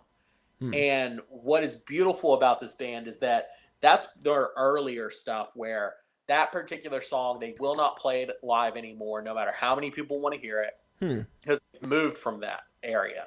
Right. And on their later stuff, they try something different and something new in every album, and they still maintain that energy and that vulnerability in all of their stuff. And their music sounds completely different, but you can hear it's the same people, the same energy, and the same humanity underneath the song, even if the songs are built very different. Mm-hmm.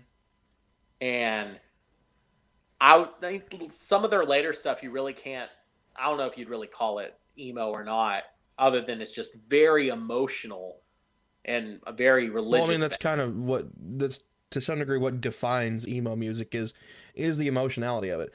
And it's like, Yeah. what I was about to say was that even if it was a recording mishap of where the wrong take got kept for that track, I'm actually okay with that, because there's one thing that I've kind of slowly noticed over the intervening decade and a half in music, and that's this obsession with perfection. Yeah. And like, you go back to previous eras and stuff like that, where music was really just kind of all out there and just all out from the jump. Like,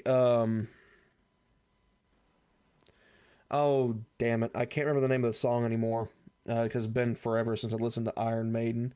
But there's this drum take at the very beginning of it, and then you hear this just like loud wailing, just maddening scream come out of Bruce Dickinson at the first part of the song.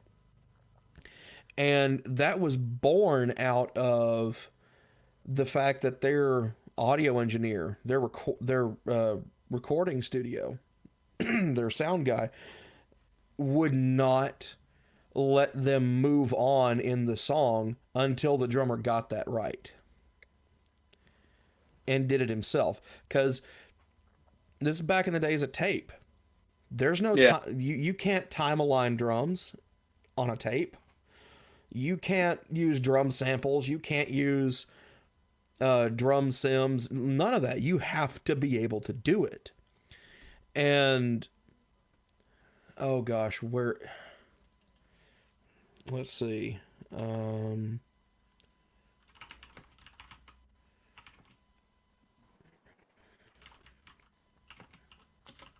Oh, my neighbor's got the NASCAR flags flying again. Oh boy. Must be a race today. Maybe so. No, I mean, it's one of those things where it's like, I saw the NASCAR thing at first and I was kind of like, and then like I talked to him. He's actually a really cool dude. He just really like he knows what he wants to do on Sundays, and it is to watch some kind of sport, whether it's football, baseball, basketball, or racing, and he wants to grill himself some food. That is his Sunday plans. Right. And it's like, I respect that.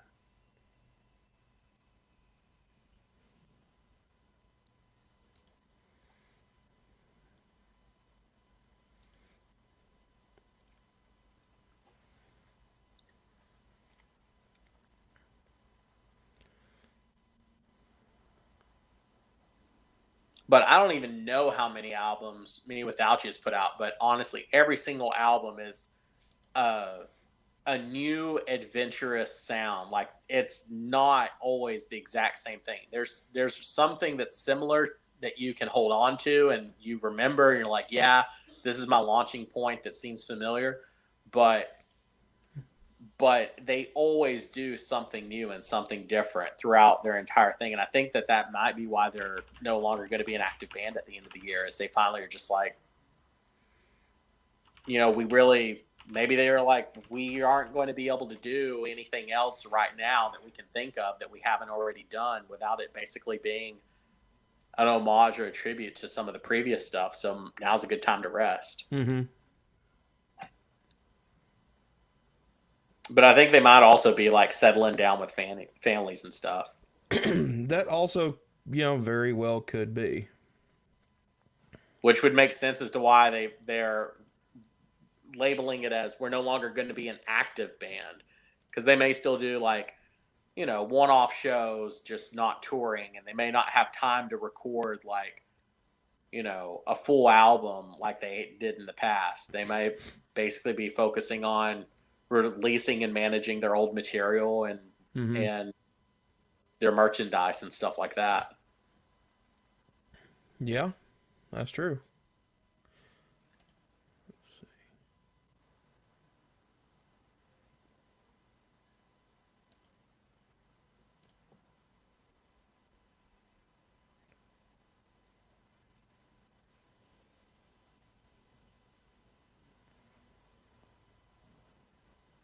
Yeah, okay. It was Rhyme of the Ancient Mariner. That's what it was. It wasn't an intro.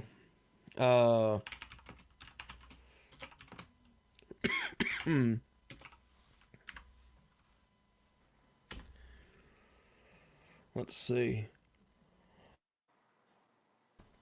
And I know I'm going off on a bit of a tangent here, but this really did, there's no other way this scream would have happened aside from a sound engineer basically beating the other musicians over the head and not letting Bruce Dickinson jump in and do the scream. Because the sheer just madness of it, I think, is what really makes it. It happens right around here. But you hear that fast tap on the hi-hat along with the guitarist. Yeah. For whatever reason, the guitarist and the drummer kept getting out of sync. And so the audio engineers are like, nope, stop, do it again. Nope, stop, do it again. Nope, stop, do it again. And just kept doing that for hours. And then we eventually get that.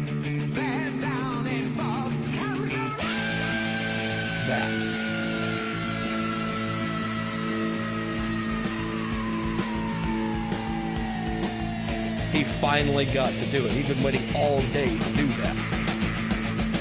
And they're just like, no, you don't get to do that until they stop screwing this up. That's funny.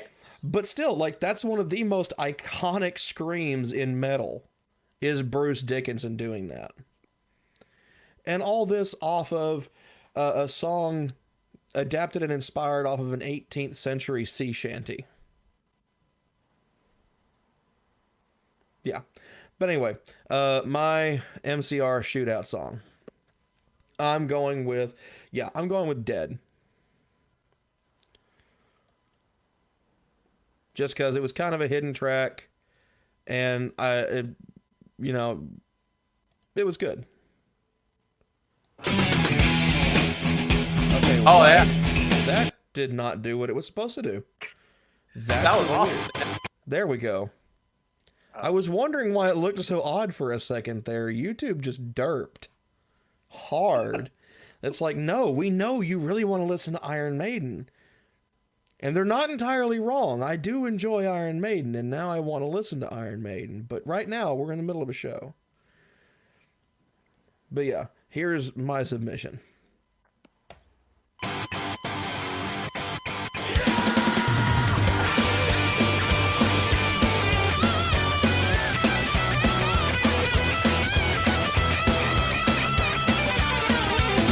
And if your heart stops beating, I'll be here wondering, did you get what you deserve? The ending of your life, and if you get to heaven, I'll be here waiting, baby. Did you get what you deserve? The ending of your life won't wait, then your heart can't take the sound. You heard the news that you're dead. No one ever had much nice to say. I think that I liked you anyway. You're dead. Me from the hospital bed. Wouldn't it be granted exactly what you planned? And wouldn't it be great if we were dead? Dead. Tongue-tied and oh so squeamish. You never fell in love. Did you get what you deserve?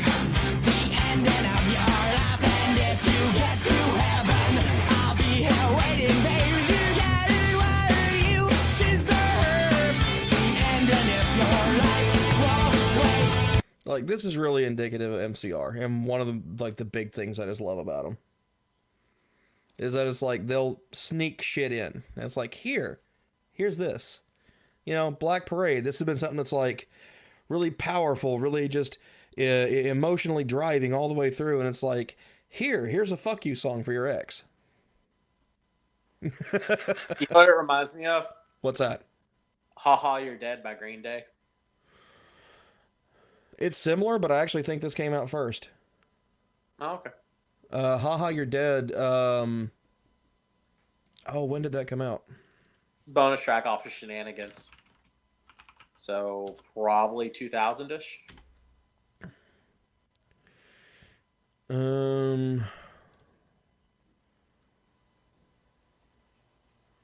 Not a bonus track. It's a B-side off of the Shenanigans album.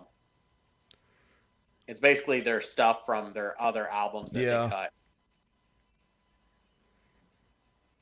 I can see where it will remind you of it, but yeah, this is like nowhere near as frenetic as Dead is.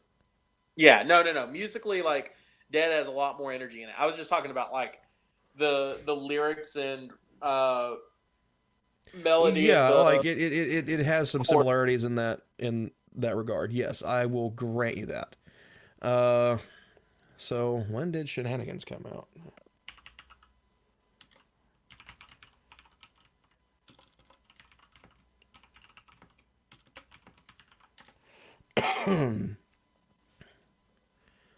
Okay, so it was released in 2002. No, Dead came out later. Because Dead came out as a hidden track on Black Parade, and that came out in 2006. Although I wonder when Haha You're Dead was actually written, because based on the sound of it, like the entirety of Shenanigans was recordings dating all the way back to 93, all the way up to 2002. Yeah. I'm willing to bet Haha You're Dead is off of one of the earlier recordings, closer to 93 if I had to guess. Based on the little bit that I listened to of it. It's in terms of like the production on it, I would say probably around Nimrod era. Possibly, yeah. But yeah, so back to MCR, because I love this song. Then your heart can't take the sound. You heard the news that you're dead. No one ever had much nice to say. I think they never liked you anyway. And see, I guess another reason why I like this one so much is because it's This song is almost genreless.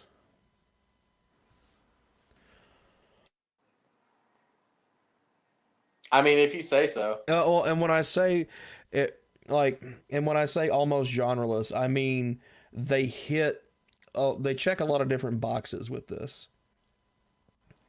Like the rhythm in certain points hits both punk and rockabilly. Lyrical content, in all honesty, is like early punk and possibly psychobilly inspired. No, I don't know. There's no talks of actually killing anyone in the song, so probably not. But the structure of the song, at least how the lyrics are structured, is also an alt rock sound. So like it's checking different boxes. But most would just be like, oh, it's an emo song because it's MCR. I mean, it definitely has a rockabilly rhythm to it at different points. Yeah. But for the most part, it's a pop punk song, and with emo vocals. Maybe. Well, if that's the case, then probably I should have picked Helena or something like that.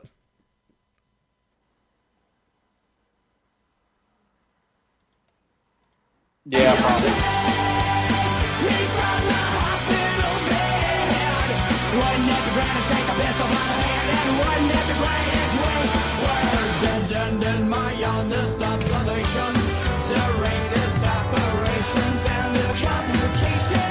And then you mix in the brass instruments almost like he's trying to pull Scott. Just 2 weeks to live.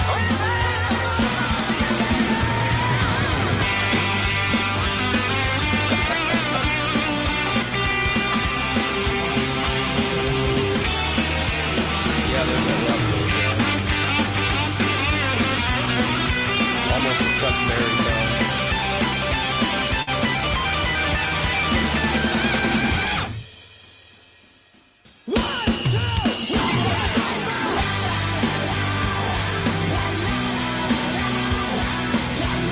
But yeah, like I said, this is a hidden track. It's just one of my favorite songs. You know what I think is interesting, though? What's that? I know this has nothing to do with the current debate, but okay, so I like the American Idiot album. Okay. I haven't listened to the whole Black Parade album from front to end. You really should. In a sitting, I was like, oh, I'm going to listen to Black Parade today. You really should. But one of the things, and you can tell me if I'm wrong, but even though I like the American Idiot album, I do think that Black Parade is a better homage to Sgt. Pepper's Lonely Hearts Club than American Idiot is an homage to Tommy. Yes. I will grant you that entirely. Although, the thing is, it really wasn't designed to be an homage to Sgt. Pepper. It was. Black Parade wasn't intended to be an homage to Sgt. Pepper. At all. It didn't? No, not at all. Oh. I thought it was supposed to be. No. No. Oh, okay. Like, what most people attribute to that is the album art style and then the actual song, Welcome to the Black Parade. Mm-hmm.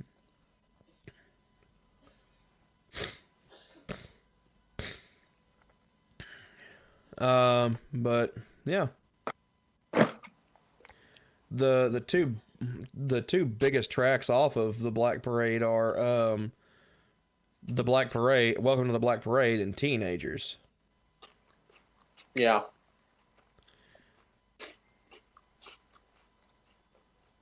The closest that they actually got to it was I do love how Teenager kind of sounds like a George Thorogood song, though.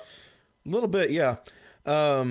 So the Sgt. Pepper's thing actually was only during the live show, and it was only when they created the alter ego band of the Black Parade, with it being the the metaphor for death.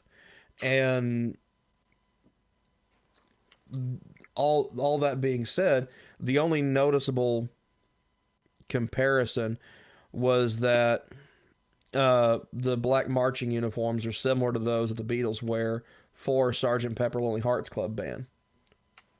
Though they were only used that live, and then that became part of the album art, just because, you know, it's a parade, you have a marching band. Though the Gerard Way cited the two major influences for the album were Queen and Pink Floyd, which, given the way the album morphs and the way the story is told, yeah, no, that screams of Pink Floyd's The Wall to me. And let's see, looking through here. Oh, yeah. The live performance was theatrical, with Way assuming the character of a member of the Black Parade. His mannerisms were compared to Bob Geldof's performance of the lead character in the movie adaptation of Pink Floyd's The Wall. David Bowie's performance as Ziggy Stardust with Freddie Mercury's stage presence. And then the video for Welcome to the Black Parade was directed by Samuel Bayer.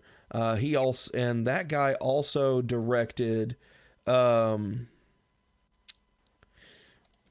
couple of the... Yeah, he directed Smells Like Teen Spirit by Nirvana and the American Idiot videos for Green Day.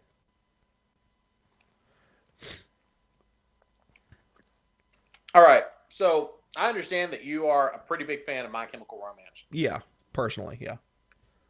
But I just don't see, in terms of the catalog of songs, the diversity of sound, the influence upon subculture bands, and overall quality of music, how they're going to knock it out of the park from Me Without You. Like, I don't know. I mean, in all honesty, Me Without You's only released 2 more albums than My Chemical Romance has. In fact, they got started around the same time. when you say around the same time, you mean like 3 or 4 years apart? No, not really. Like Me Without You, its first active year is 2000. Okay. The first active year for MCR is 2001. That's why I say it's almost identical. Okay. And Number of albums? 7 to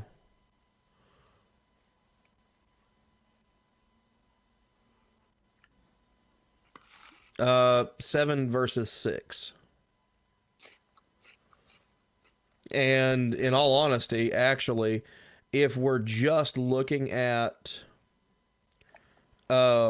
studio albums and we're just looking at the same chunk of time between Me Without You and My Chemical Romance, because MCR did break up in 2012. So if we just look at that span of time there, 2000 to 2012, MCR released 1 more album. Studio albums? Yes, studio albums.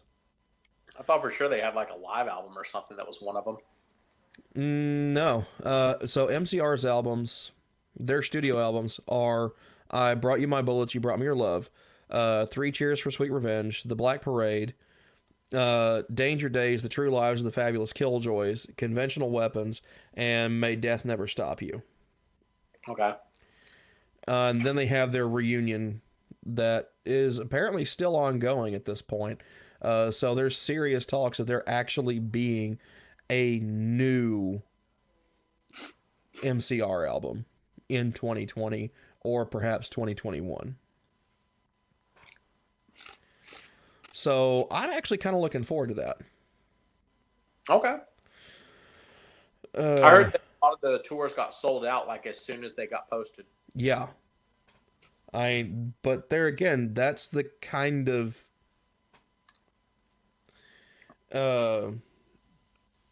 following that MCR still has even to this day, which I would say they probably do have more of a following than Me Without You does. They do. They like MCR defines the genre. You ask people, it's like, okay, when you say emo, My Chemical Romance is almost always the first thing. That doesn't mean that musically it's better or has attempted to do as many diverse things or has influenced as many diverse things. I don't know. I'd say they've influenced a lot of diverse things because they never could really define MCR. Like with Gerard Way even publicly rejecting the term emo. There you go. So they're going to call themselves emo. No, Gerard Way rejected it. The band did not.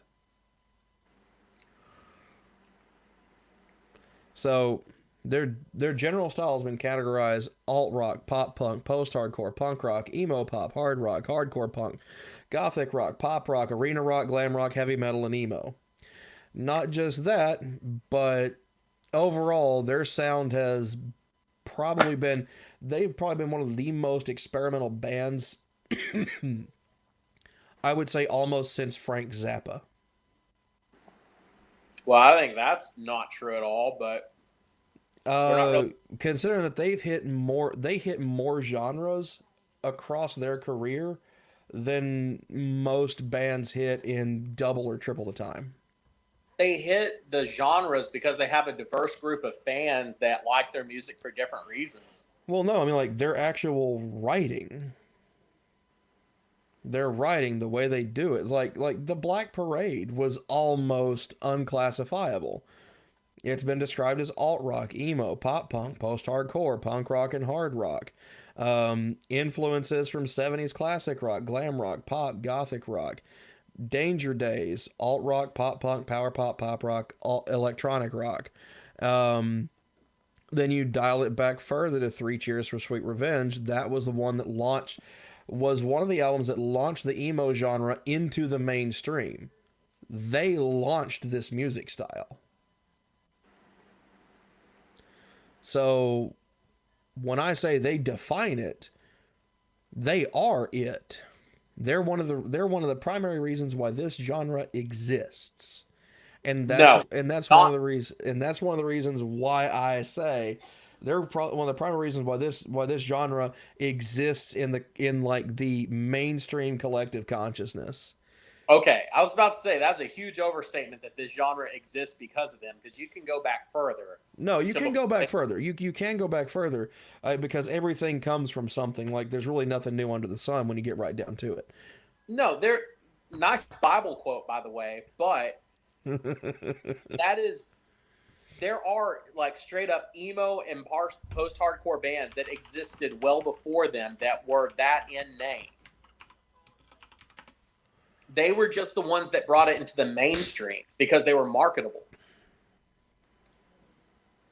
Okay. So bringing it into the mainstream is different than actually like. But that's also what allowed that genre to thrive. It's what allowed the genre to become marketable in the 2000s. Okay. It's why Hot Topic expanded. Thriving is to do well, to become known to more people, to bring in more fans. Any more artistically developed in terms of the songs, it just means that they could sell things better. Okay, and yes, they did become more artistically developed. I'm not talking about their band themselves. Mm-hmm. I'm talking about what influences did they have upon like new bands that were coming up. People heard it and they're like, here's what we need to do if we need to be successful. But in terms of trying new experimentation, I'm not seeing anything there that people ever pointed back and they were like, man, My Chemical Romance really tried this new thing that I've never heard anyone do before, and they were able to make it work. Okay, so I'm going to pull up an article from Kerrang. Okay. Without MCR, these bands wouldn't exist. And this is defined by the bands. Creeper. 21 Who? Pilot. Creeper? I don't know who that is. Heading into the new decade, perhaps no other band is more evocative of MCR than the UK's own Creeper. They have their own approach, but there are definitive similarities in the dark gothic tint, the hook-laden punk and rock moves, and more importantly, their penchant for a sweeping grand design. With overarching themes, mysteries, and a blurring of fact and fiction, they've taken the baton from MCR and run with it. 21 Pilots. I could give or take. Post Malone, oddly enough. Now we know who to blame. Apparently even Lil Peep. Again, who we can blame? New Year's Day. Who? New Year's Day. They're basically horror punk or horror emo. I think it's funny that they're like, man, we would never exist without My Chemical Romance, but they're named after a U2 song. Famous Last Words. Who? Famous Last Words. I know. I was being Like they lifted their name from the MCR song. okay. And Sleeping with Sirens. Okay. Not to mention Youngblood, Hey Violet, Palais Royale, State Champs, Save Face, Havelock. Like a lot of the up and comers are defined by MCR. Did Kerrang do an article for Me Without You? I'm gonna look and see if they did actually.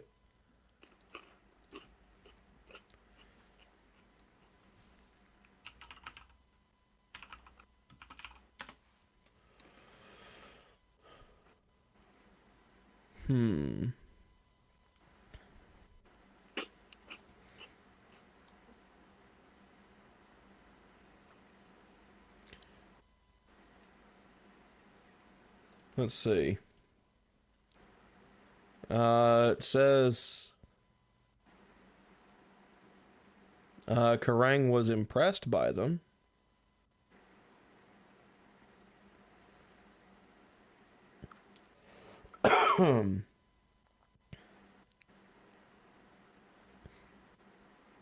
Not much on that. Maybe we'll have to wait 2 or 3 more years after they are no longer an active band before they'll do that article. Here we go. Bands most similar to Me Without You. We'll pull off the Reddit feed and see what they give us.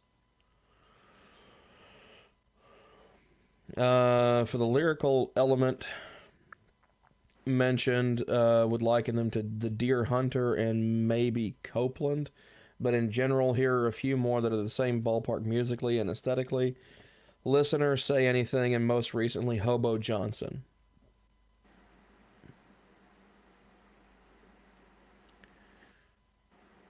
I mean, musically, I can kind of get it because he's got a similar talking style. Yeah, but that's about all I could think of with that one.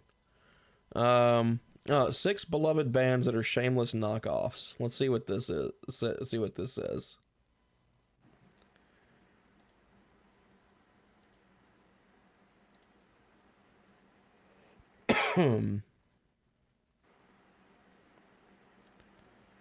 Okay. Stray from the Path is labeled as, oh, hi, Rage Against the Machine. That's funny. Orchid is a Black Sabbath knockoff.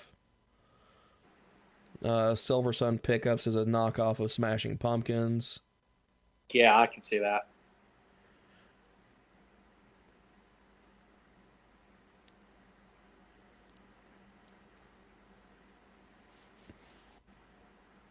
Okay, so the most we get is that La Dispute is labeled as a shameless knockoff of Me Without You. I'm not even sure that that's accurate chronologically. But La Dispute is a pretty awesome band. Yeah. It says, sure, I hear other guitars and their sound. There's even a strange amount of thrash in the guitar work. But have you listened to A to Be Life by Me Without You lately? La Dispute works so much from that blueprint that it can honestly be a distraction from how talented they are. Luckily, they seem to be carving out a little bit more of their own niche as they keep recording, but frontman Jordan Dreyer will probably never not sound like Aaron Weiss's twin brother. I am going to run to the bathroom. Oh, okay. This can be cut out in post-edit unless you just really want to preach to the choir. Yeah. I'll just remove you from the stream for a short bit. So, all in all, I still say My Chemical Romance wins this one, personally. They seem to have influenced a lot more bands, a lot more in the genre, to the point where Kerrang even blatantly says there's at least 13 other artists that wouldn't exist. Granted, there's a couple that we could probably do without. Me, personally, like Lil Peep and Post Malone, I do not like either of them.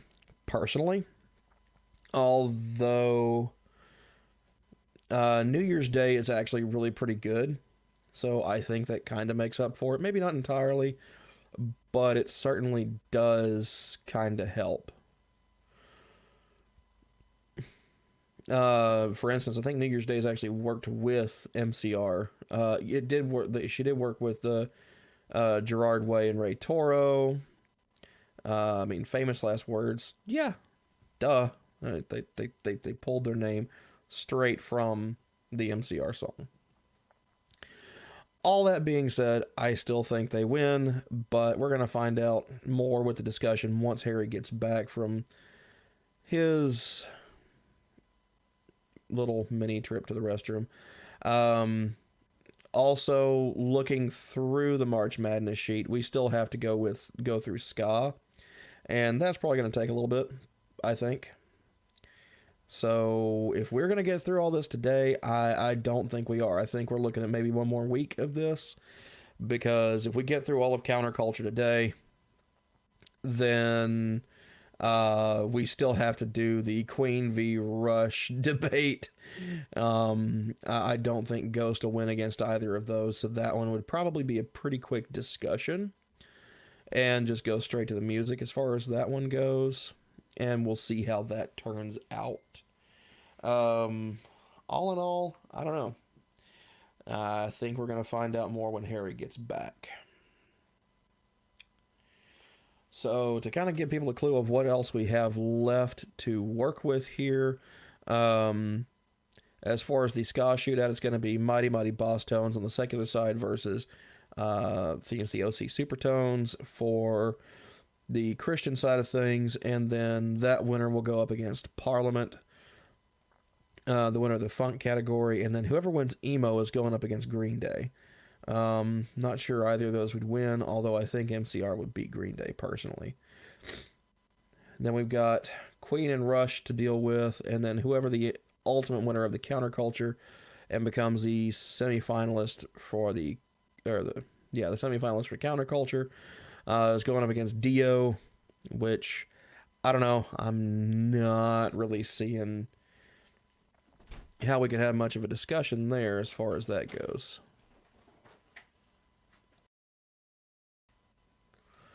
Back. Yep, it looks like Harry's back. Back again. No, do not. Do not. We are not having Eminem references. Sorry. If I had wanted that, I would have put that up against Kanye West.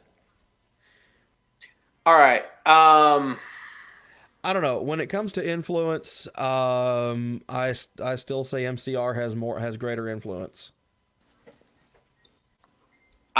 I'm not going to concede this one just because I've listened to multiple albums, and there is always something new and unique about every single song. Like there's actually a wide variety. Like it doesn't matter what mood you're in. There is a Me Without You song that you could listen to depending upon that mood, the weather, the day, the season, anything. I would say the same thing about MCR.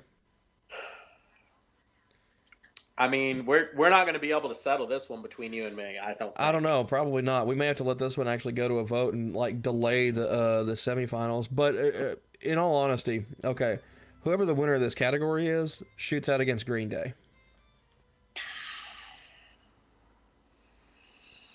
In terms of integrity, I say musical MCR beats Green Day personally. Like I to don't- me, I say MCR beats them because I like more I like a lot more MCR stuff than I do Green Day stuff. I know that's probably going to sound completely sacrilegious or maybe piss somebody off, but yeah, that's just me.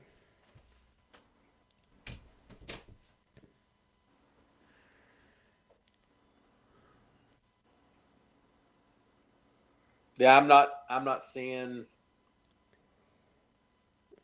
In terms of, if I were just to look at musical integrity, like the actual songs themselves and let them speak for themselves, then Me Without You would beat Green Day. But if we're talking about in terms of, I mean, Green Day has obviously had a huge influence on other bands.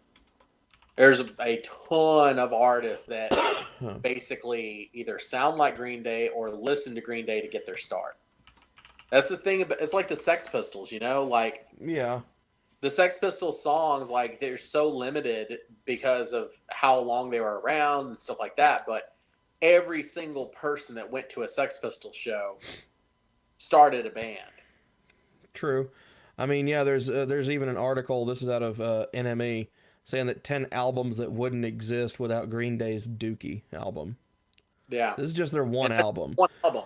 Yeah, so they're talking. So they say, "Afraid of Heights" by Waves. Looks like "The Fame" by Lady Gaga. So we know who to blame for that one. I think that was actually a decent album if I'm remembering the singles off of it. No Doubt's "Tragic Kingdom." I'm not sure if that makes sense chronologically. So Green Day blew open a year earlier in '95 with "Tragic Kingdom." They burst through the pop punk door that Green Day blew open with "Tragic Kingdom." Talking, I guess, about "Just a Girl" since that became like a karaoke thing. Yeah, it wouldn't have gotten airtime. Like it would have been huge in its scene, but it would not have gotten nationwide airtime, I don't think.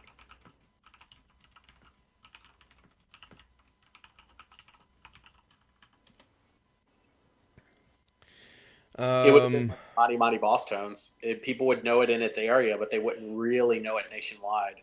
Yeah.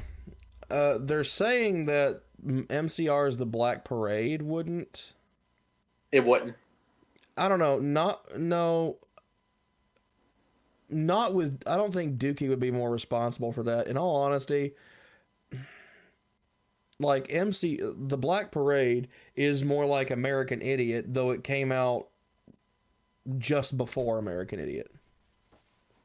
I thought Black Parade came out in 06. Yeah, you're right. I was thinking of oh hell, what was that other one? Their first album, Three Cheers for Sweet Revenge. That's what I was thinking of. So, in all honesty, I would say Black Parade owes more to American Idiot than they do to Dookie, personally. I'll give MCR credit where credit's due, and I'm pretty sure they were already working on that album before they knew anything off of American Idiot existed. Yeah, I would think so too, because like they've talked, like in talks with the band, Gerard Way had this idea about the Black Parade going back to his childhood. Well, I mean, I'm pretty sure they were in the studio recording before the single American Idiot even came out. Oh yeah, absolutely they were. Like because they started recording tracks for Black Parade right after releasing Three Cheers for Sweet Revenge. If I remember, if I'm not It getting just took 3 years to write the whole damn thing. American Idiot was actually a rush job because they had recorded a different album and then someone broke into the studio and stole all their songs. Like they stole the computers that the recording tracks were on. Uh-huh. And so they had to start from scratch. And that's when they were kind of like, well, let's just do like a rock opera because it'll kind of have a central theme, which might help with the writing. And that's when that kind of came together. So, I mean, I don't think they had more than. I really don't think they had a full year of time before the album actually came out. Probably not. But like I said, if I were to say that Black Parade owed any of its commercial success to any one album by any other band, it would have to be American Idiot. Just because of the rock operatic style of it, the stylistic choices, the storytelling aspect of it. I mean, though, in all honesty, if you really wanted to go down that route, I mean, and this is why I hate the album comparisons more than anything else, of like, oh, this wouldn't exist without this one album. I tend to disagree with those lists a lot because, like, okay, you want to talk about, say, American Idiot, rock opera, okay, or Black Parade, okay? Insert almost any Pink Floyd album here, like The Wall, Final Cut, Dark Side of the Moon. All three of those are rock opera albums.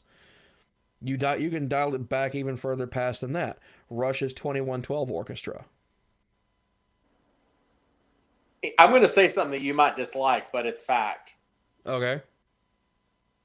My Chemical Romance Black Parade owes a lot of its success to being around the same time as Fall Out Boy. Yeah, I would agree with that. Because though I think Fall Out Boy came out after. Fall Out Boy might have come out as a band after My Chemical Romance came out, but they were releasing hits and singles, and I want to say at least an album before Black Parade came out. I think they hit right between Three Cheers and Black Parade is when they broke out. From under the Cork Tree is what came out in 05-06. That's where the song Sugar We're Going Down came from. Yep. And that made it huge on MTV. Yeah, but I want to see when that actually was released. April 5th, 2005. Okay. So looking at the Black Parade, I want to know when the singles came out for that though. But what's the album right before Under the Cork Tree? Take This to Your Grave. Which there were what looks like no singles off of that album.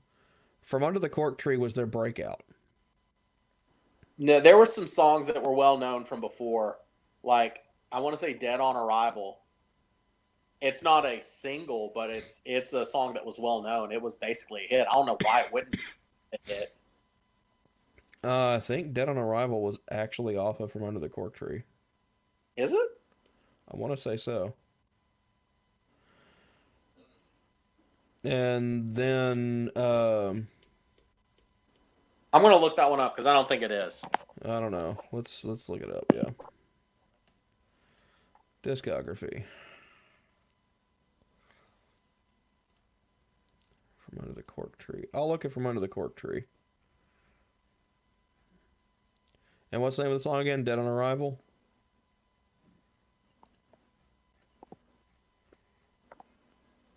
Okay, yeah, it's track 2 off of off the earlier one. Off Take This to Your Grave. Yeah. Yeah. But it wasn't released as a single, I don't think. But even so, I don't even remember any of that. I honestly do not remember this album in the slightest. What, Take This to Your Grave? Yeah, I don't remember that album at all. That's because it was their first album before they like made it big. People didn't really know who they were until Under the Cork Tree. But they had songs that were big enough. I didn't even know who they were after. Here's the thing. I didn't even know who they were after Under the Cork Tree. I'm going to be completely honest. If you didn't know Sugar We're Going Down. I honestly didn't know it. I didn't listen to that. I didn't listen to them at all. It was like everywhere. It was unescapable. I heard it, and like I heard snippets of it. I didn't know who it was, and it's like I heard the vocals. I'm like, I don't like this. Click. Yeah, I mean, I'm there with you, but I'm not. I may not like the song, and I don't listen to it, but Like I had no idea who it was supposed to be from. I had no idea what it was supposed to be. I just heard a snippet of like, oh, this sounds like crap. Click. okay. Like I have Whether or no not we idea liked it. why that song got so much success as that one did. It just I Because the hate that song. video, I never even watched the video. the antlered boy. The only okay, you want to know all? Here is my entire knowledge base about Fallout Boy. Is it sounds like their lead singer is trying to inhale and exhale through his nose at the same time while trying to use his nostrils as lips to sing, and that I don't even know who the name of the vocalist is. I just know that they had a guitarist. I think his last name was Wentz, and he like Bass player. or whatever, and he like publicly talked about the fact that he was suicidal, and like actually attempted it at one point. Like that's my entire knowledge base of Fallout Boy. I didn't even hear about Fallout Boy until after the Black Parade came out. Like for me personally. Okay, for This you was personally, after this was like after the Black fair to Parade say. came out, and even then, I want to say I actually didn't actually listen to an entire Fallout Boy song all the way through until like the year after I graduated high school. So Okay. this would have been like 08, 09. But I'm pretty sure they went on tour with My Chemical Romance around like the 04 time.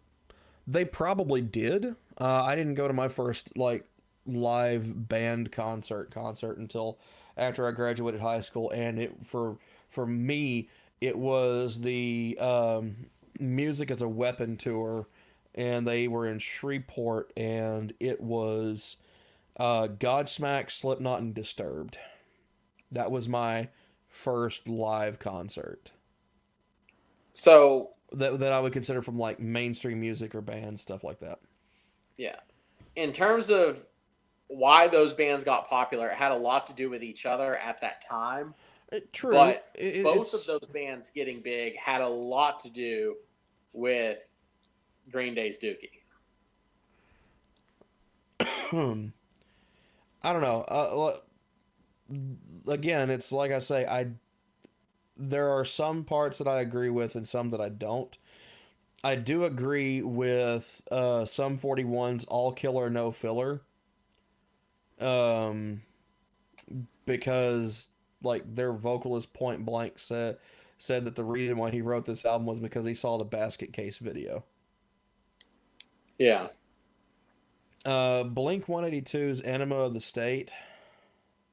Yeah. I would say that album would still exist regardless of Dookie's existence. That being said, I will agree that it probably would not have received as big of a label push as it got if not for Dookie's success. Okay. Blink 182's self-titled album, Black Parade wouldn't exist without it. No, I disagree entirely. I completely disagree. Like, nothing about Blink 182 is even referenced by anyone in regard to the Black Parade. You are the only person who I've ever heard make any comparison between the two. Not saying musically, I'm talking about in terms of release. In terms of release? Yeah. No one would have bet money on MCR if the stuff that was on, if like the emotional content of Blink 182's self-titled album, which is one of their, later albums. It wasn't like their early stuff. If that wouldn't have been as massively successful as it was. Mm,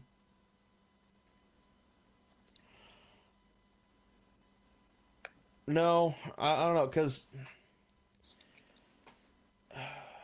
MCR was already successful at that point. When did Self-Titled come out? November of 03. Okay. Now, Black Parade did come out in 06. However, damn it, I got to cough again. You said Three Cheers came out in 03 as well. Yeah, but it came out before that.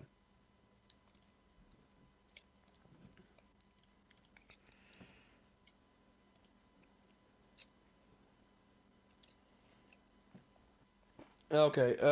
No, it's I Brought You Bullets, You Brought Me Your Love. That came out July 23rd of 02. Okay. Three Cheers came out in June of 04. Yeah. So if you wanted to draw a comparison, I could say no, not even that. I would honestly say that I Brought You Bullets, You Brought Me Your Love could have possibly paved the way for Blink 182's self-titled album, because Three Cheers for Sweet That's Revenge. prop. Three Cheers for Sweet Revenge came out with a much cleaner sound in comparison to their first one. And so it could very well be that since Blink 182 was already kind of on a downswing at that point, it could very well be. Excuse me. Yeah, I've tolerated a lot of the stuff that you said and taken it in stride, but saying that My Chemical Romance's first album that no one's ever heard of paved the way for Blink 182's self-titled album when they finally decided to start doing some experimental stuff that wasn't cookie cutter from their first few pop punk albums. Yeah, Considering that they were already waning in popularity, and since the only album that virtually anyone's heard of, people have only heard of two Blink 182 albums. Most people don't even know that there are other albums aside from Enema of the State and Blink 182. Okay, and if they don't know about Dude Ranch, then that's their fault. That means they don't listen to pop punk. Or Cheshire Cat, Take Off Your Pants and Jacket. Then there's Neighborhoods, California, and Nine. Nine just came out. Okay, but that's like, Alkaline Trio mixed with Blink Which is kind of dumb, because the album's called Nine, and it's the 8th album.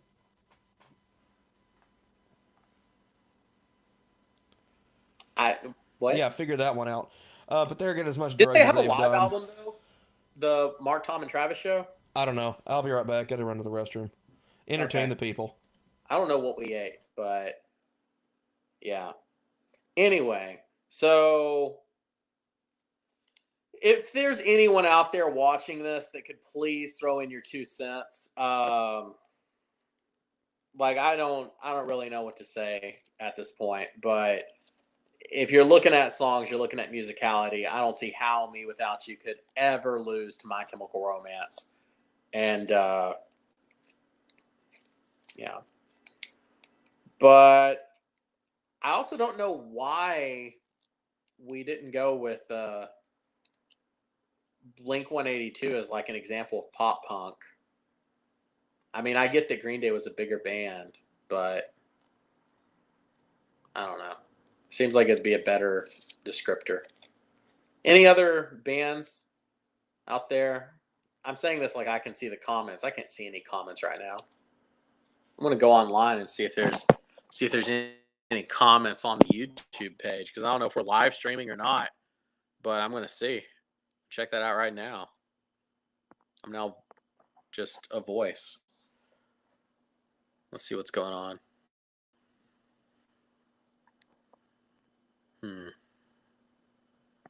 See what we got going on. Oh, yeah. Well, as long as you're not trying to ASMR people, I'm okay with that. Okay, so I'm going to run to my Facebook page personally, and we're going to go ahead and table this part of the discussion, and I'm going to start a poll on my Facebook page and see if I can actually do this.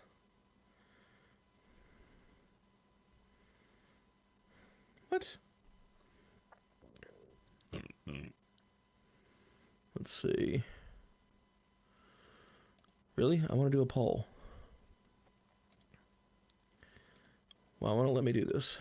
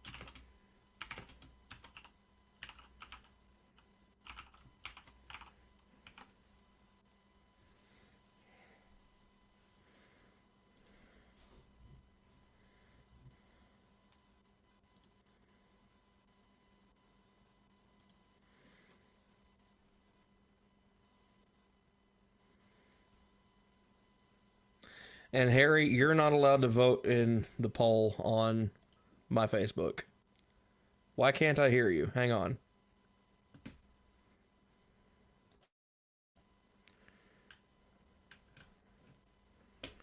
Try talking. Oh, crap baskets. All right, so we're going to have a little bit of inception here. I'm going to go on to YouTube and see if I can hear me. Okay, so my voice is coming through. So looks like it's on Harry's end. Okay, at least we got that settled. We'll be right back.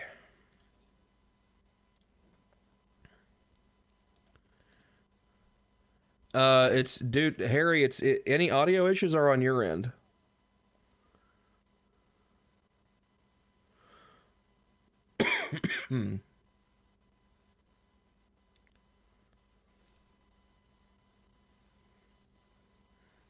So we're going to give Harry a chance to come back from that and see how things are going there. And okay. All right, try talking, Harry. You can hear me? I can't hear you at all. Okay, let's see if the group can hear. What is with the tech issues we're having today?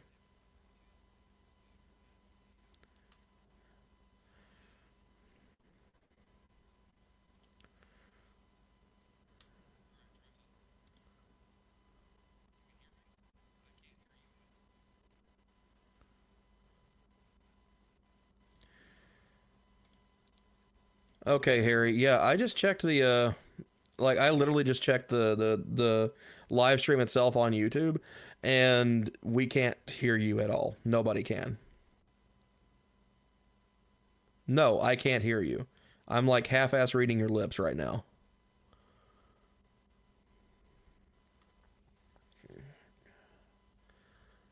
Oh boy.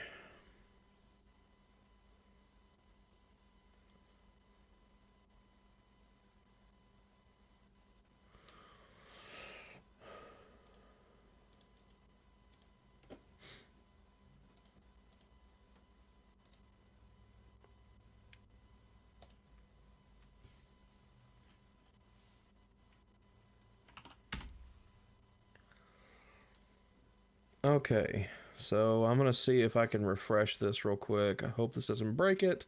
So we're going to see how this goes. My apologies to everybody.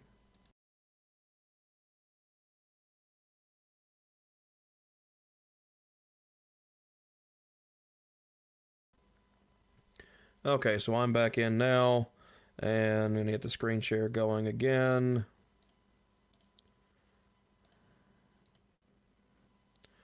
We've got that going, and I sent Harry a fresh link to the live stream, and hopefully this corrects the issue.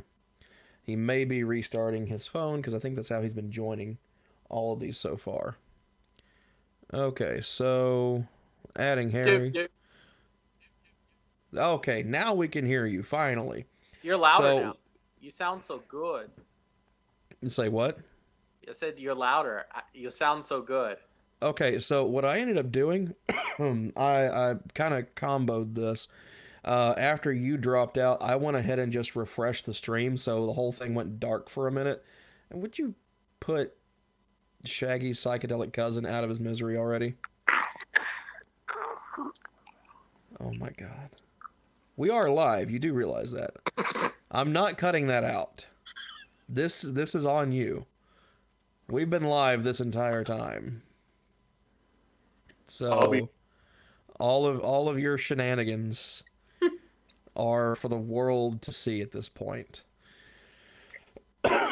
So I started a little mini poll on my own personal Facebook page to ask people to settle a debate. Which band is better, My Chemical Romance or Me Without You?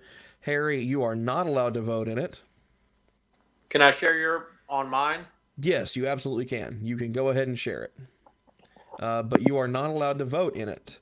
And you're not allowed to offer opinion on it. This is just raw feedback from people who are either watching the show or have seen our Facebook thing. So, You know what? I can't share it because you don't have it as a shareable. Really? It should be. Yeah. It's showing as a shareable. I don't know why it wouldn't be able to.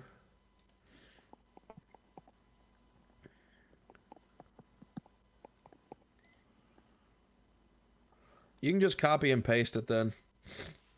I'm just doing my own poll. Yeah, because it wouldn't let me actually start a poll, which was really weird. Yeah, they took that off. You have to have like a whole separate app now.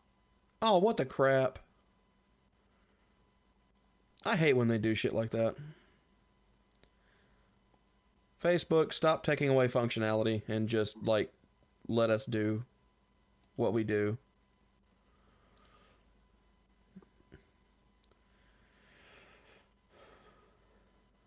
Okay, there we go. So, I'm going to like your post. No, that's voting. No, it's not. It's A or I'm about B. to put the like for MCR and love for Me Without You. No, just leave it as is. No, Make I'm going to people do it this comment. way because people are more likely to like or love. Oh, fine. Let me take my like off. I'm going to go back to, to my page and edit it.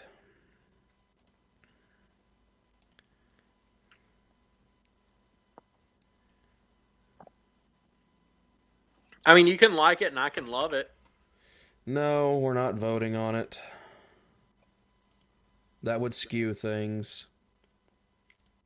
All right, so you want to go and talk about the next thing while we let that have a moment to do? Yeah, I think so. Okay. Let's just do a simple showdown for it, and then we'll just let the music decide. You first.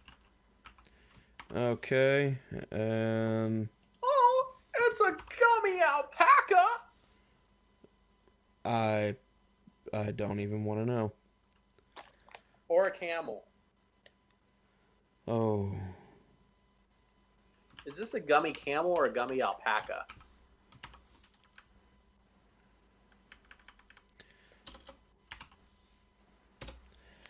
I don't know.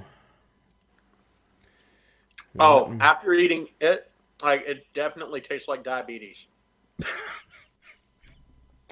Okay, whatever. So that's what it was. Diabetic camel. Cool. Yeah, how many grams of sugar is in that crap? 23. Per serving, and how much is a serving? Like 3 pieces at best?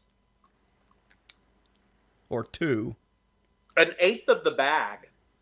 It defines it as a sixth of a cup. What the? So that's like 3 or 4 of them. Sure. And how many have you eaten so far? I don't know, like 6 or 7. There's a viewer out there who's actually counting and is going to comment that you have eaten 17 of them.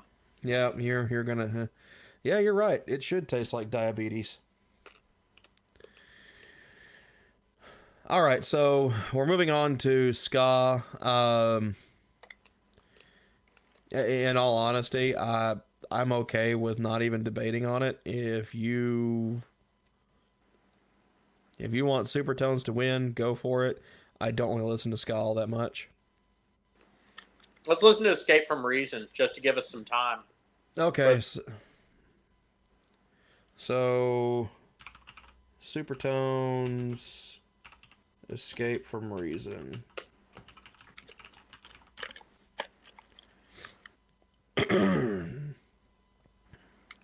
And then I guess I'll pick something from Mighty Mighty Boss Tones and we'll see what happens.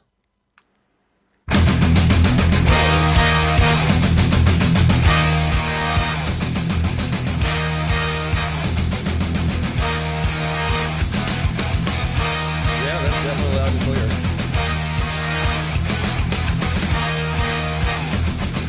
Town, that's the way we're traveling. A social battle with rap, one way who pull the string.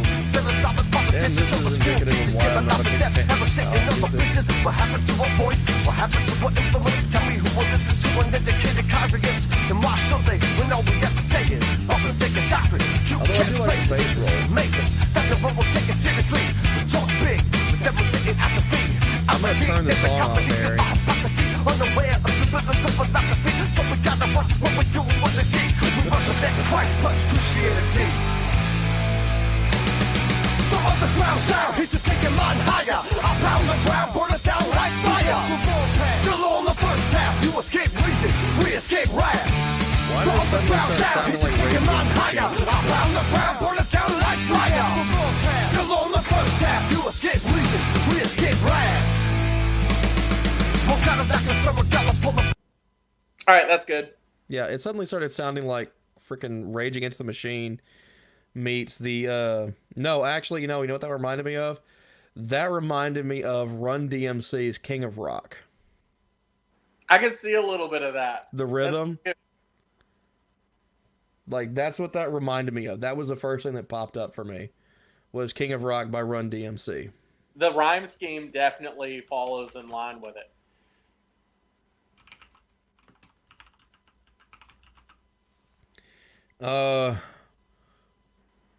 I don't know any of those songs by Mighty Mighty Boss Tones. So we get the impression that I get, Rascal King, Someday I Suppose, another drinking song.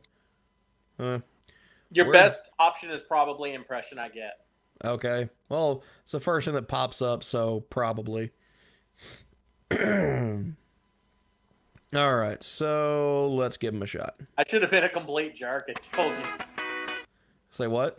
I should have been a complete jerk and told you to play Walking on the Sun by Mighty Mighty Boss Tones and then try to see how far you got into it before you're like, I know Wait, that that's Smash Mouth. I know that that's Smash Mouth. Don't make me come to Houston and slap you. okay. You deserve it at that point. It's like, I may not listen to a lot of ska, but I know who Smash Mouth is because just like everyone else, I have seen Shrek. I mean, I wouldn't have tried it with All Star. True, but it's like I knew who Smash Mouth was before Shrek existed, so there's that too. Anyway.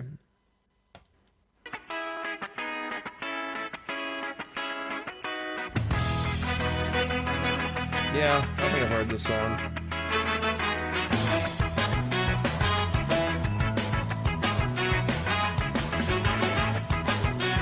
The two songs sound almost identical. Have you ever been close to tragedy? Now it's good. Close to folks who have. Have you ever felt the pain so powerful, so heavy you collapse?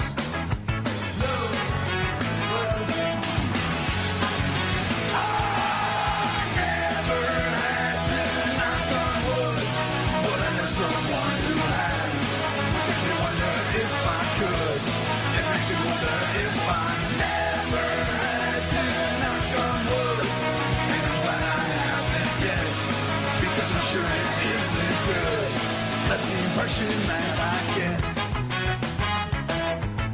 So yeah, in all honesty, you know what that starts reminding me of Huh.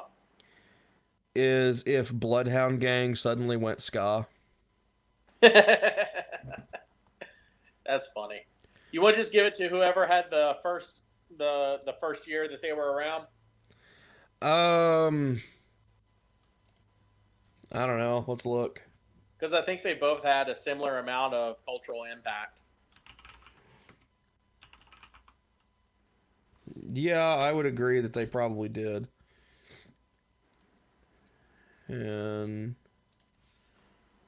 Just within different communities. I think Mighty Mighty Boss Tones had a very small amount of a very small amount of mainstream impact, and OC Supertones had a large amount of impact within a smaller community, within Christian boss scene. well, if we're going that route, Mighty Mighty Boss Tones wins. What year to what year? They started in 83. Oh, dang. OC Superstones started in 95. There you go. Yep. I'll give it. Okay, so I mean, by your criteria, Boss Tones wins. As a 12-year lead, and Dickie Barrett is, I don't know if he still is, but for a while he was the announcer on Jimmy Kimmel. Really? Yeah. You probably have heard some of Dickie Barrett's stuff on his own outside of the Boss Tones. I may have. All right, so Boss Tones carries the lead. And another one bites the dust. That's later. Yeah. All right, so I have not yet gotten any traction on my little Facebook poll that's not really a poll. What have you got so far on the breakdown? Let's see if there's anything else we can discuss before we come back to it. Okay. Well, what we can discuss is, as of right now, we actually do have two contenders ready to step into the quarterfinal. Boss Tones versus Parliament.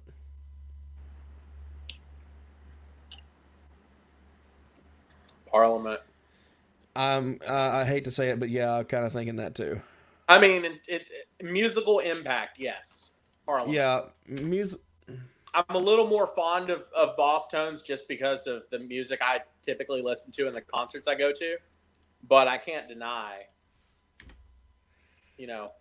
Parliament. Yeah.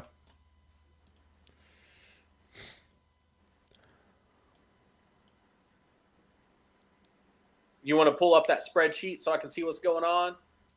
Sure. Give me a minute.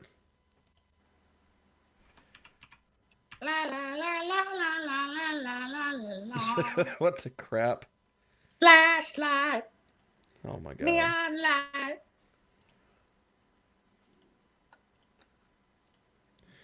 All right, so stopping the share with that, and You ever watch the show Black Lightning? Of course not, but no, I've seen it. I've seen all the way through season 2. I've not seen the.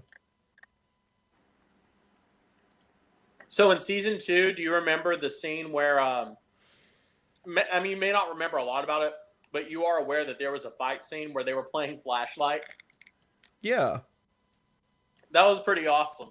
that was pretty awesome. I was pretty happy about that. That was pretty cool. I also liked in the first season whenever someone was like, what the Parliament Funkadelic? Yeah. Yeah, that was pretty cool. All right, so yeah, so Parliament's in the quarterfinals. So we're just waiting to hear from anything to do with emo.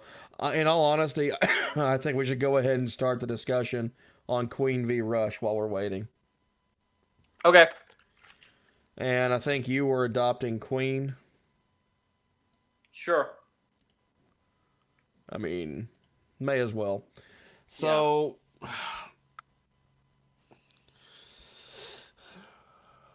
I don't know how this one's going to go, because I love Queen, I love Rush. And Diversity of music and cultural impact, I think, is what's going to decide it. Because it ain't going to be technical proficiency. No, because that would go to Rush hands down with no object. Especially on the drums. Especially on the drums. Well, Oh, Brian May's a better guitarist than Alex Lifeson. I would say they're about on par with each other because, I mean, you really need to go through and listen to the entirety of Rush 2112 to get a feel for Alex Lifeson as a guitarist. You know what? I'm probably also biased, and I'm not taking away from his guitar playing ability, but in terms of guitar, what they brought to the table, Brian May really took the whole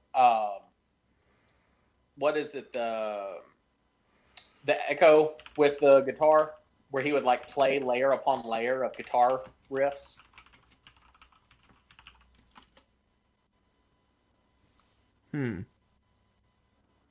Like, that's something that what he kind of came up with to do with the guitar.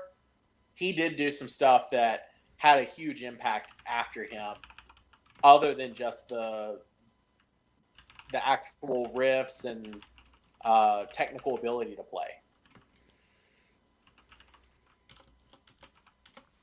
Yeah, I'll agree. I can see where you're coming from on that.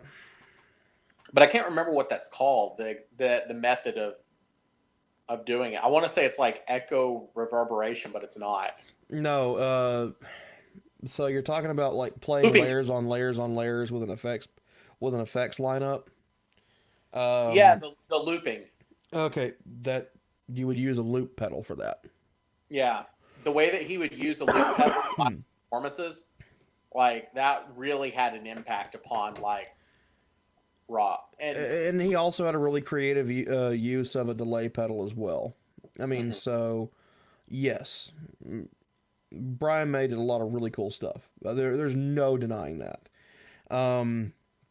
But I think as far as overall composition,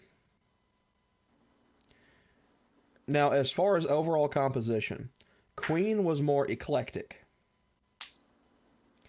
Because they did kind of delve back into almost the barbershop quartet, almost doo-wop style, with songs like Somebody to Love. Yeah. And which that was really cool. But then they had the like really heavy, just straight pop song, like I Want to Break Free. I would have thought of doo-wop more with this thing, Crazy Little Thing Called Love. Crazy Little Thing Called Love and Somebody to Love. Those are both off the same album. Yeah. And so I tend to reference them both. As far as complexity of composition, though, personally, I would hand that to Rush. Just because the overall complexity of the guitar with the rolling movements of songs. And that's kind of the very nature of Rush because they are a prog rock band. Yeah, it is. But as far as overall impact, I would say that Queen had more impact on pop music and Rush had more impact on rock. Rush didn't play at Live Aid. Okay. But I'm just saying, like, Live Aid is an example of huge cultural impact. Yeah, true, but there again, Live Aid was already happening and Queen almost didn't do it. Yeah. I mean, so it wasn't Queen's name that was the draw for that.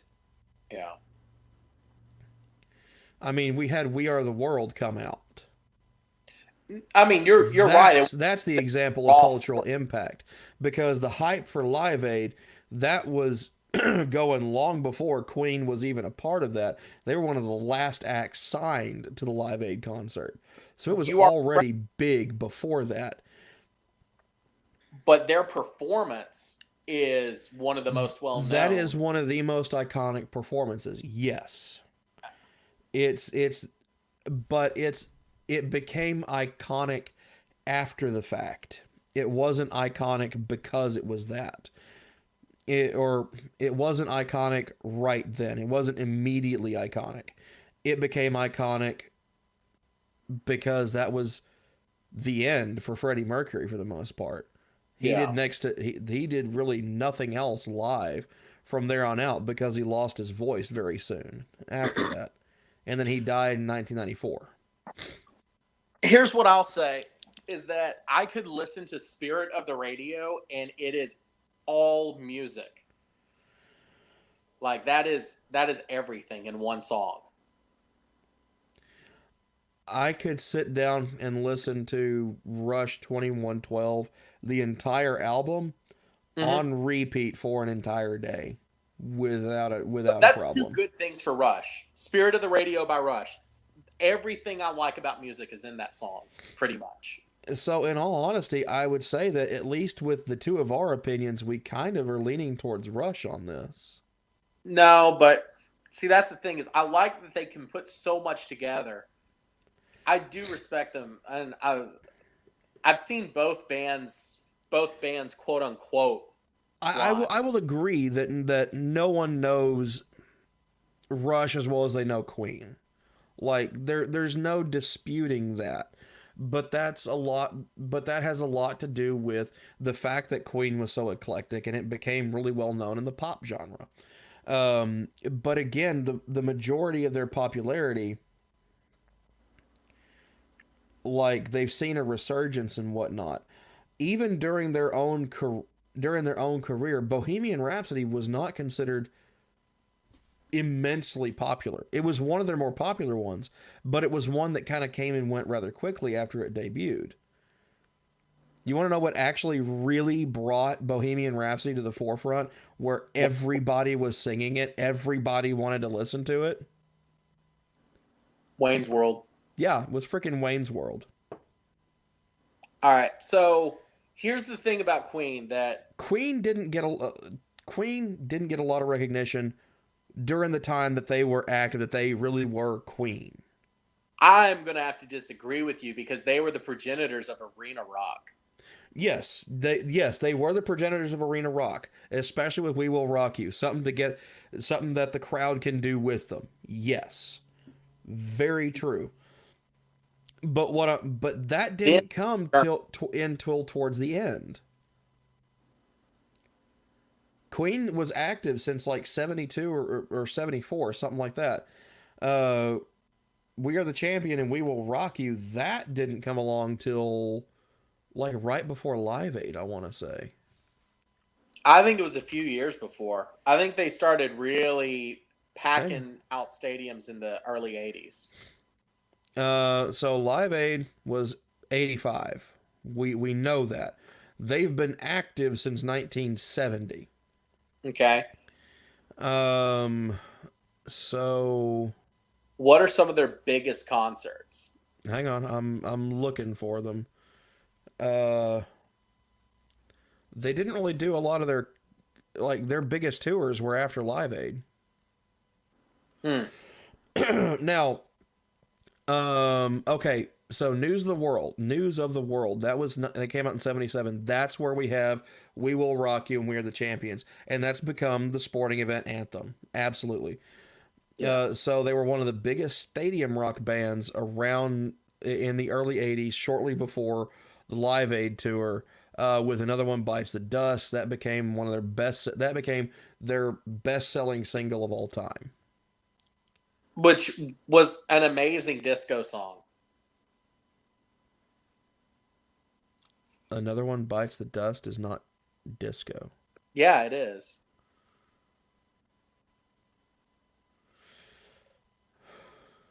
No, I'm not being facetious. Like, seriously, it's like, listen to the beat of it. And listen to the vocals of it. I mean, I would say more funk rock, but yes, there are some disco elements to it. It was basically designed by the bass player to kind of be an answer to disco. Yeah, John Deacon wrote it. Yeah. Looking like, at it, hey, we can do a disco song that's better than any disco song that's ever existed. And they did. So here we go. Okay, so it's primarily described as funk rock, although it is described as having disco elements.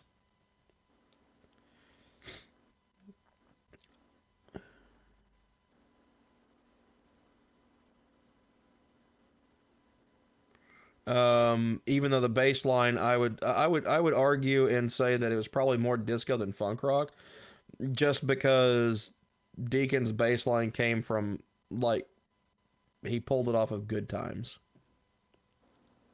Yeah.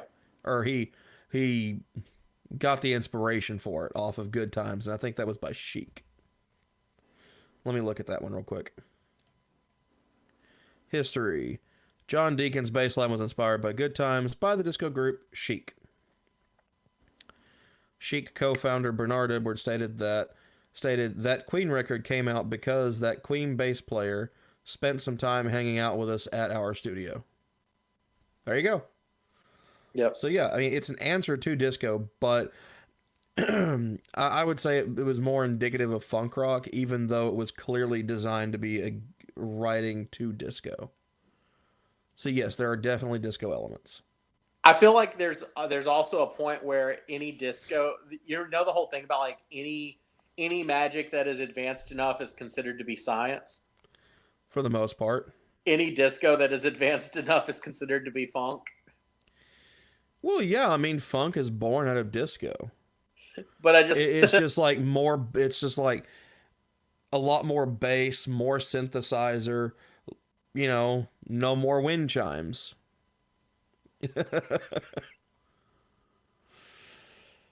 I mean, in reality, that's pretty much all it was. Oh yeah, and they eliminated the theremin for the most part.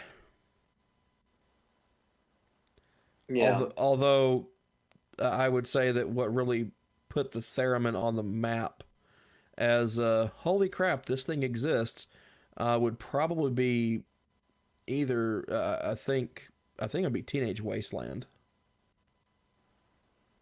That's not the theremin. That's the Moog. Oh shit, that's right. The theremin is mostly known for sci-fi music. Yeah, Star Trek And yeah, Star Trek definitely. and Batman 66. Like that used a lot of theremin crap in there towards like the 68, 69 era. yeah. But anyway, And all the X-Files. yeah, it did make a comeback for X-Files. So anyway, back to the Queen Rush discussion. I really am torn on this one. Like, for me, it's not an easy decision. Here's where I would say it.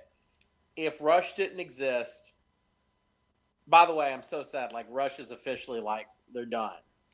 I as of know. this. But It hurts to think about that. it really does. Like, it really hurts to think about that. If Rush didn't exist,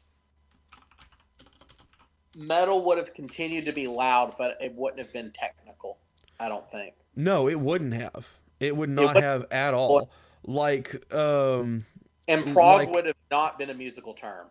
well, okay. Here's a list of bands that have not only described themselves as being influenced by Rush, but a couple of them have said point blank they would not have gotten into music if not for Rush. So I'll start with the ones who say they were clearly influenced by Rush.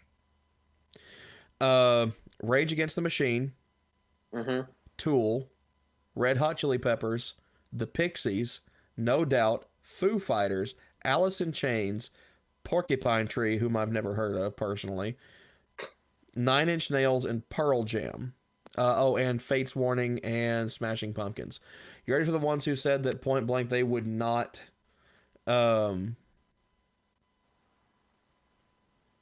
that they probably would not exist if not for Rush? Dream Theater, Iron Maiden, and Queensryche, Yeah. as well as Anthrax, Symphony X, Primus, and Metallica. I'm actually a little surprised about Metallica. I am too, considering they're like pretty much thrash. But there again, when you get into like after Master of Puppets, when they started getting like super technical, even in the thrash aspects, I think that that's where that influence really started to shine through. So let's look at bands that wouldn't exist without Queen. Like, seriously. here's something else I want to say before we move on to Queen. Okay. Is that I want to say Neil Peart has said that what influenced him into becoming a like his biggest or one of his biggest drumming inspirations in terms of rock music would have been John Bonham from Led Zeppelin. Yeah.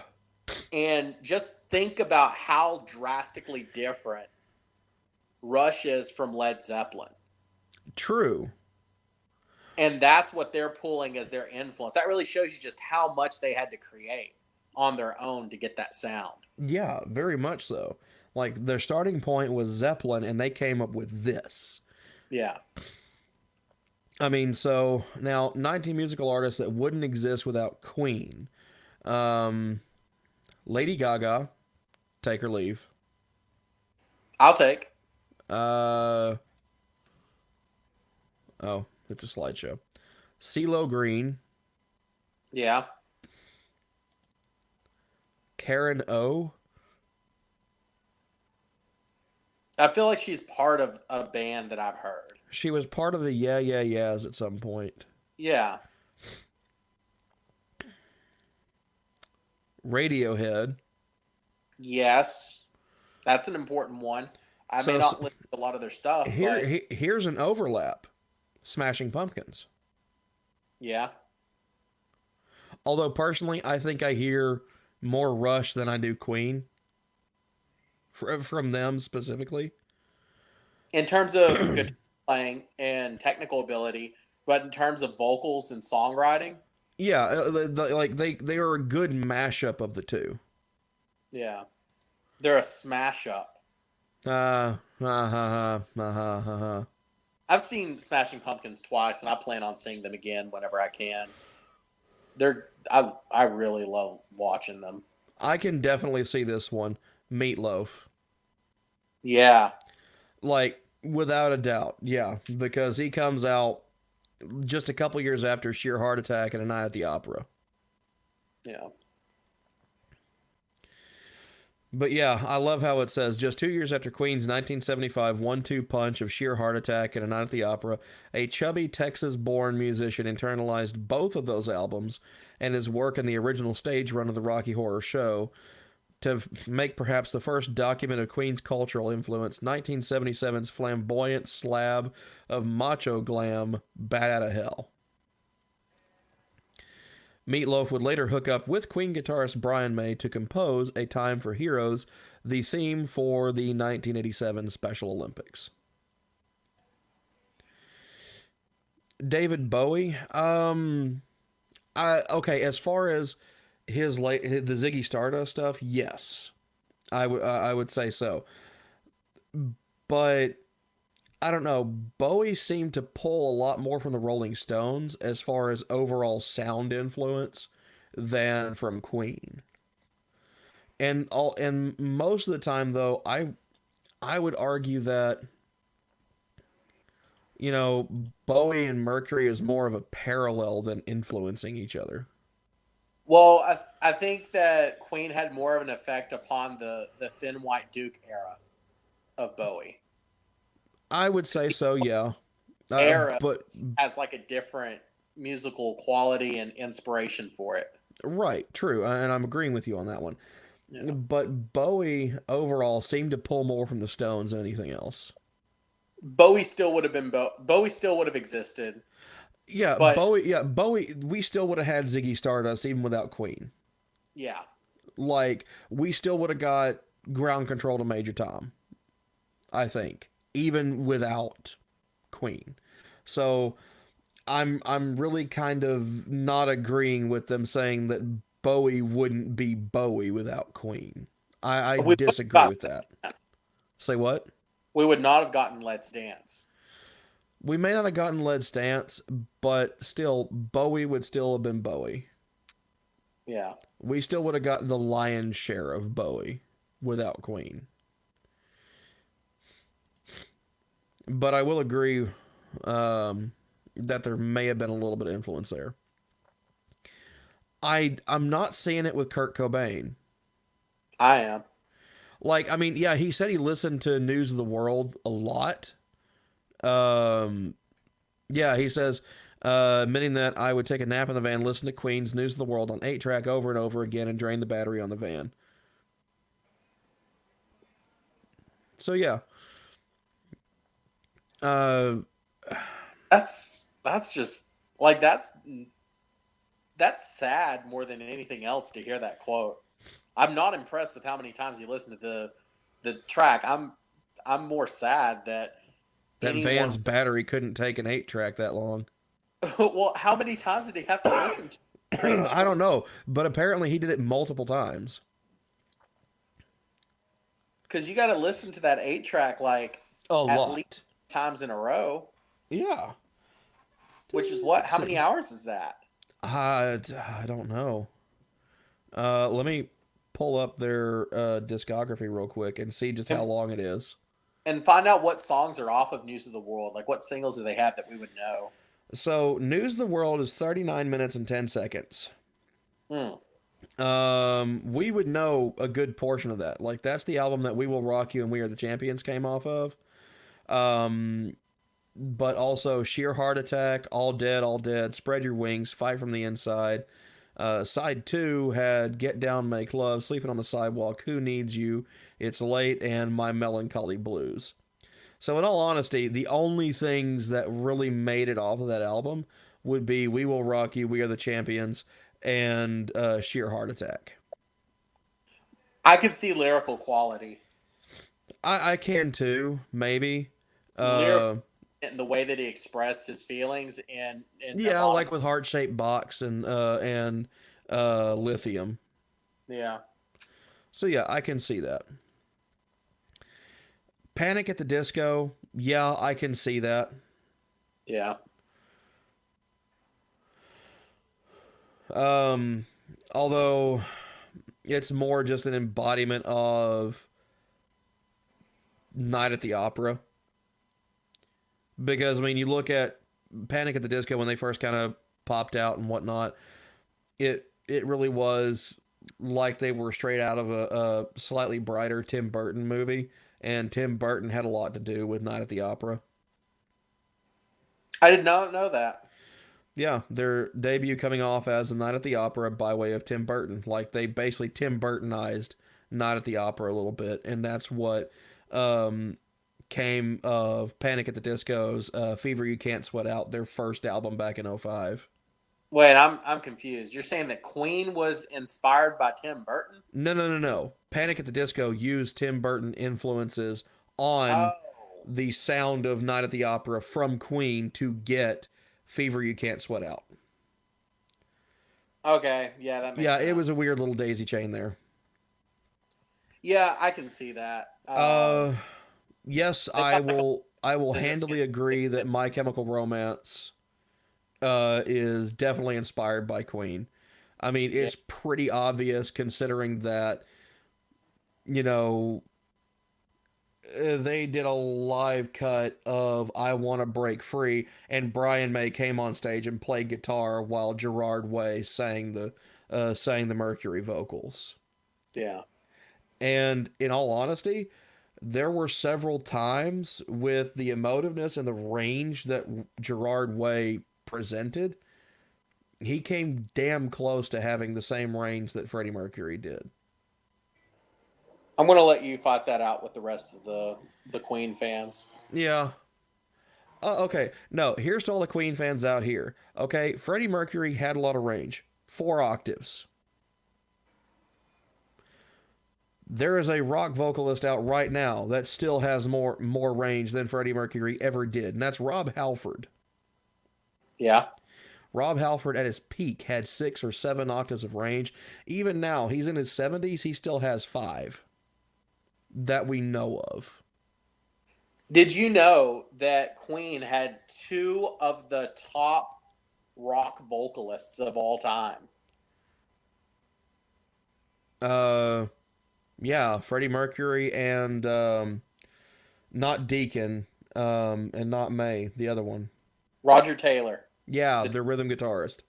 nope, drummer. No, drummer. Yeah. Yeah. Yeah, he was the one that did the really high-pitched Galileo parts for Bohemian Rhapsody.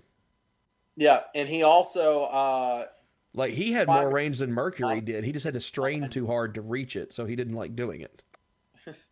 but he also, I want to say, did a lot of the vocals for Another One Bites the Dust. No, that's pretty clearly Freddie. It's a two-part song. It's normally Freddie and Bowie. True. But And so the Bowie parts are done by Roger Taylor. Yes. Yeah. I agree with you on that one. So yeah.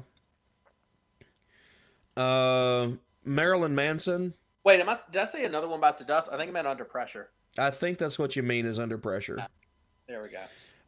Marilyn Manson. Okay, yeah, I can see that as far as the stage theatrics and the interview tactics. I can definitely see Queen's influence on Marilyn Manson in that regard. Yeah. Maybe not a ton musically overall, aside from just being like bombastic and just loud and out there. The fight song. Yeah, I could see that. I would, in all honesty, I would say that to some degree, Beautiful People seems to be an almost homage to Under Pressure to an extent. I mean, I'd have to side by side to really see what you're talking about. Well, when I say homage, it's like kind of a counter homage to me, anyways. But that may entirely just be my own headcanon. So, yeah, Manson also looked to the band for musical inspiration as well, following the bombastic tradition of Queen and Bowie to find the primary inspiration to step away from pulsing industrial and toward the more rock-oriented sound of 1998's concept album, Mechanical Animals.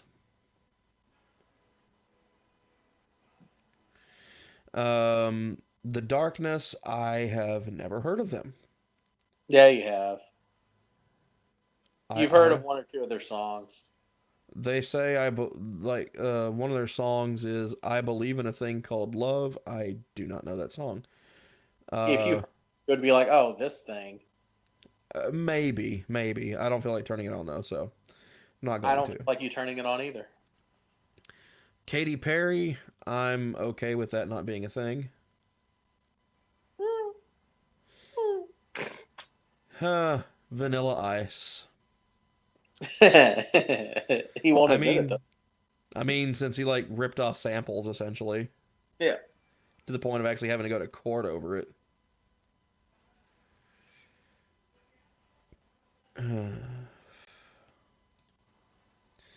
And the Killers, I've heard of the Killers. I really don't like them. I like some of their stuff. I'm not a huge fan of them, but they got quite a few songs that are pretty good that I could listen to. Yeah.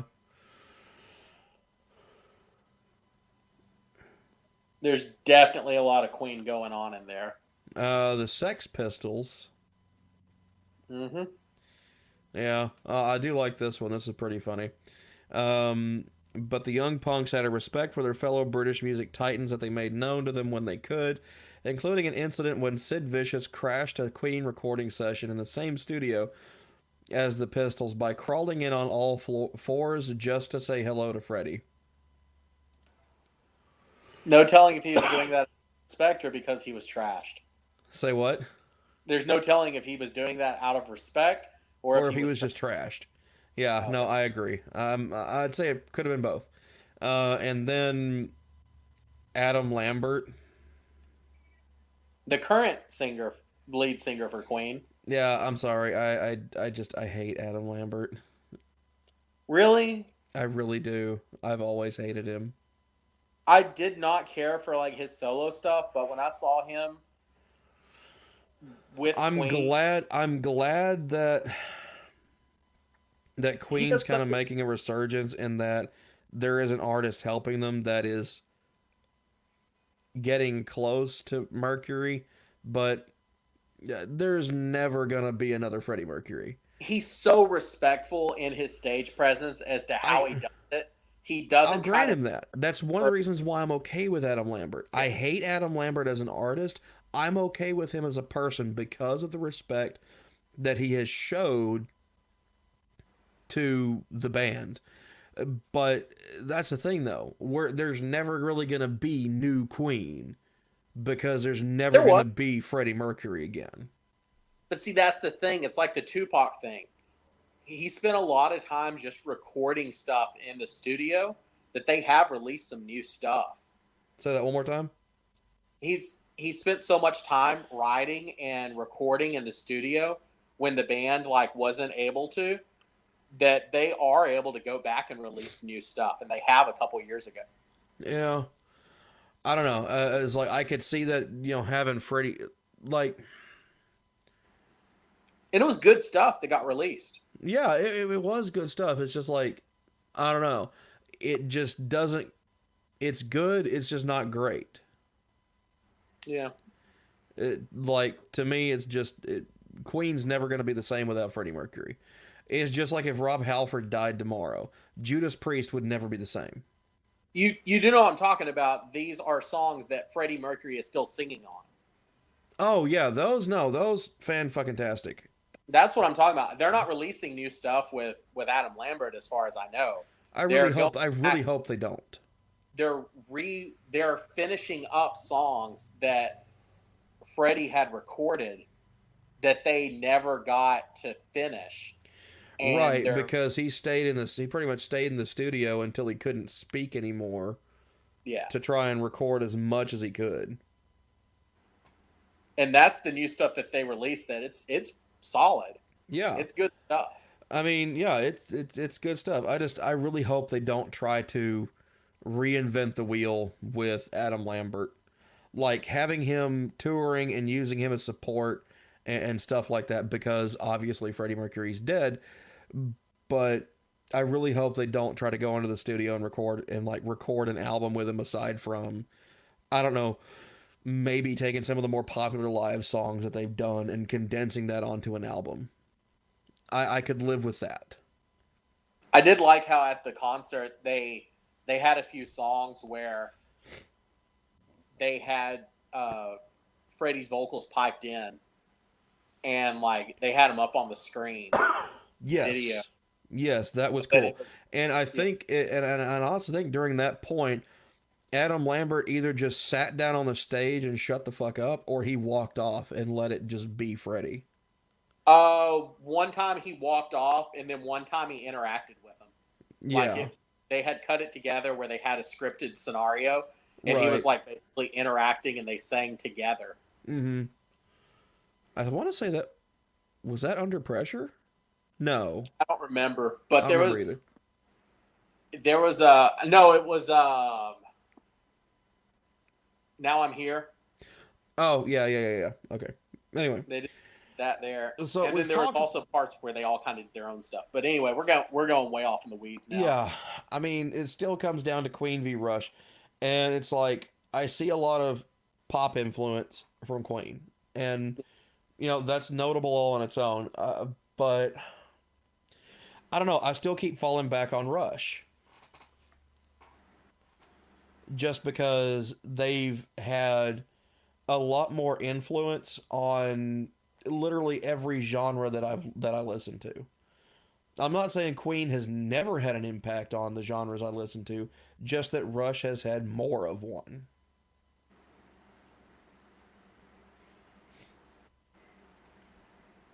Yeah. I mean, commercial success, they're probably close to the same.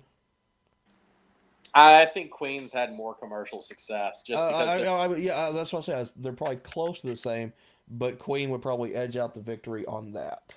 I mean, Rush never wrote a song about how much they were in love with their car. This is also true.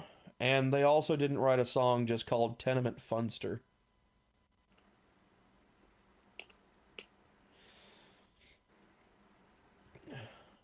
What's the song that Queen had that was in all the commercials?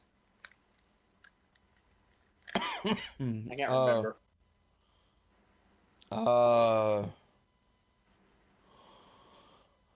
I want to say it was I'm in Love with My Car, because I think like Turtle Wax used that or something. Anyway. And that's a maybe. I would And say, I will say one thing about Queen is that another awesome aspect of them was that one of my favorite cheesy 90s TV shows of all time, the theme song was written and performed by Queen. which one was that? Highlander, Oh, yeah. Princes of the Universe. They did a lot of cheesy theme songs like Flash. Yeah, Flash Gordon. Yeah. That For the was movie. one thing that was one thing that I both loved and kind of hated from them. But I think that goes a long way in speaking about them is that they weren't afraid to be cheesy. True, they weren't. I mean, like, it was obvious they weren't afraid to be cheesy or even shock rocky to an extent with, like, the get-ups that they got into for I Want to Break Free. Yeah. Like, Freddie Mercury in full drag and makeup, but still kept in the big 70s porn stash. Yeah. Which was hilarious, in all honesty. I don't know. I really don't know which way to go on this one. Like, I really could kind of go either way with it. I'm going to to go the with point where I Queen. almost want to flip a friggin' coin. I'm going to go with Queen just because of the variety of music they played. And I still end up going towards Rush because of the, like, decades-long varietal impact on the entirety of rock and metal. Like, prog rock, I don't think would much exist without the innovation that Rush brought to it. I don't think it would. I think it's safe to say that prog rock would not exist. So, like, okay, Queen influenced several people over several genres. But Rush... Prog rock would not exist without Rush. It would just be jazz. It really would. So, I mean, like, Rush, like, invented a genre. Mm-hmm. Queen did too. Huh? Queen did too. What? Queen invented arena rock, Journey, that kind of stuff. Stadium rock existed. Like, they invented the audience interactive arena rock, but stadium rock existed prior to that. Who? Hang on. What, Kiss? Yeah. That's not really the same because the music of Kiss isn't different. The music of Kiss is basically the same structured like rock and roll music of the 70s. But still, stadium rock is stadium rock.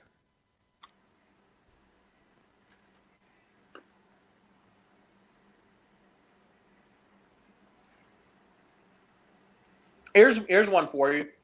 Do you think Motley Crue would exist without Queen? I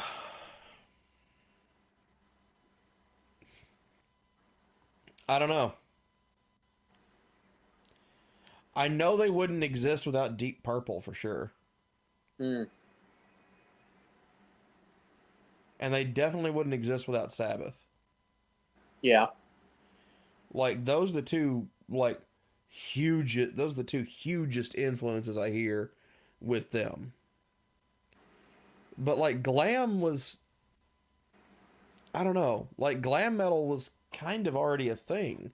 Like the whole dressing in drag thing. And in all honesty, that was happening prior to Queen doing that. Yeah, that goes back to like Little Richard, man. Yeah, but the true, that being a band defining thing of cross dressing wasn't even really a Queen thing. Like, yeah, there were flamboyant Did costumes Queen going all really the way do through that? the Or was that more of 70s. an Elton John thing?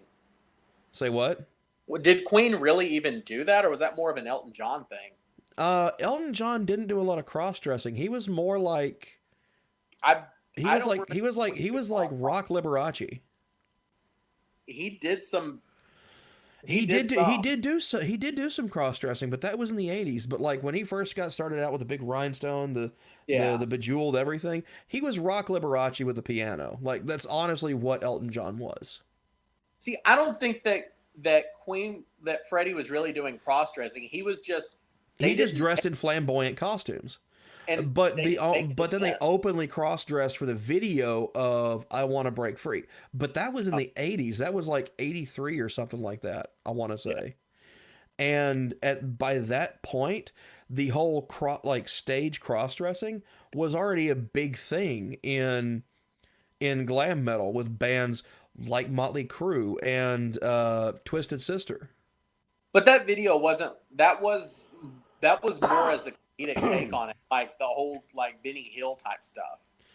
True, it really was, because like it was Roger Taylor's idea to do the cross-dressing for the video to begin with. Yeah, I mean, so because it was poking fun at the whole family, like the whole nuclear family dynamic. yeah. Now I would say that maybe glam metal might not have been. I don't know, no, because Vince Neil's vocals really aren't all that reminiscent of Freddie Mercury's. I would say they're more reminiscent of Axl Rose from Guns N' Roses. So I would honestly say that Motley They're like Crue. contemporaries, though. Say what?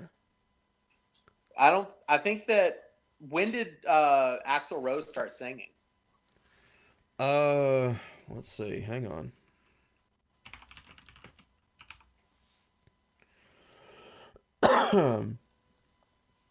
Because I can definitely see a correlation between Livewire and Stone Cold Crazy.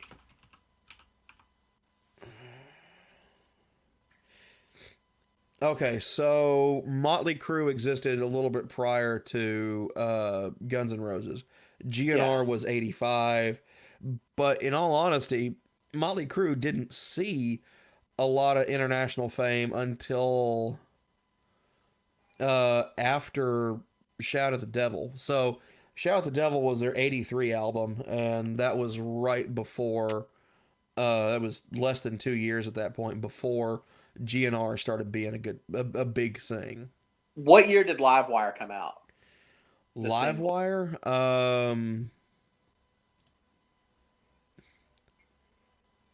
Are you talking about the GNR? GNR's album was Livewire. Motley Crue's single. Motley Crue's single? Oh, well, shit. I love you too. Voice from the skies. Let me see.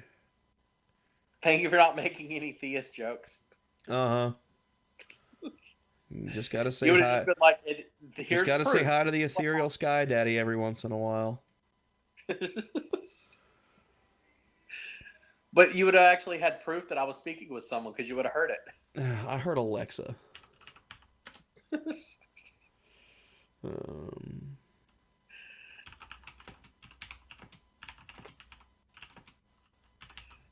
Any miracle sufficiently advanced is indistinguishable from Okay, so yeah, Livewire was the debut single off of their debut album Too Fast for Love. It's labeled as 81, but that would have been when the single released, when it was recorded, but it actually wasn't released until late 82. And if you listen to Livewire, the vocals from it, it is heavily drawing off of Stone Cold Crazy. Stone Cold Crazy.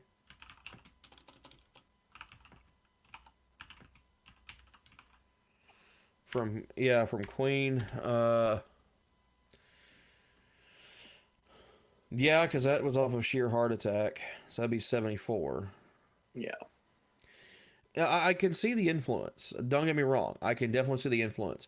Although I don't see much influence once you get past that. And so that's why I'm saying it's like, yeah, I still think we would have Motley Crue even without Queen. We may not have Livewire, but I think we would still have Motley Crue. We would still have had songs like Shout of the Devil and Sick Love Song. Kickstart My Heart is still one of my favorites.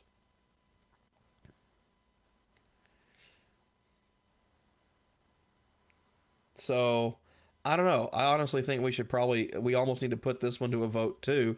But let me check the Facebook and see what I've got. So as of right now, I've got 3 hearts for MCR. I did mine in reverse to yours. Love React for MCR, like React for Me Without You. I've got nothing for Me Without You. I've got 3 for MCR. What do you got? I've got 2 for MCR. And none for Me Without You? Yes. All right, so MCR wins.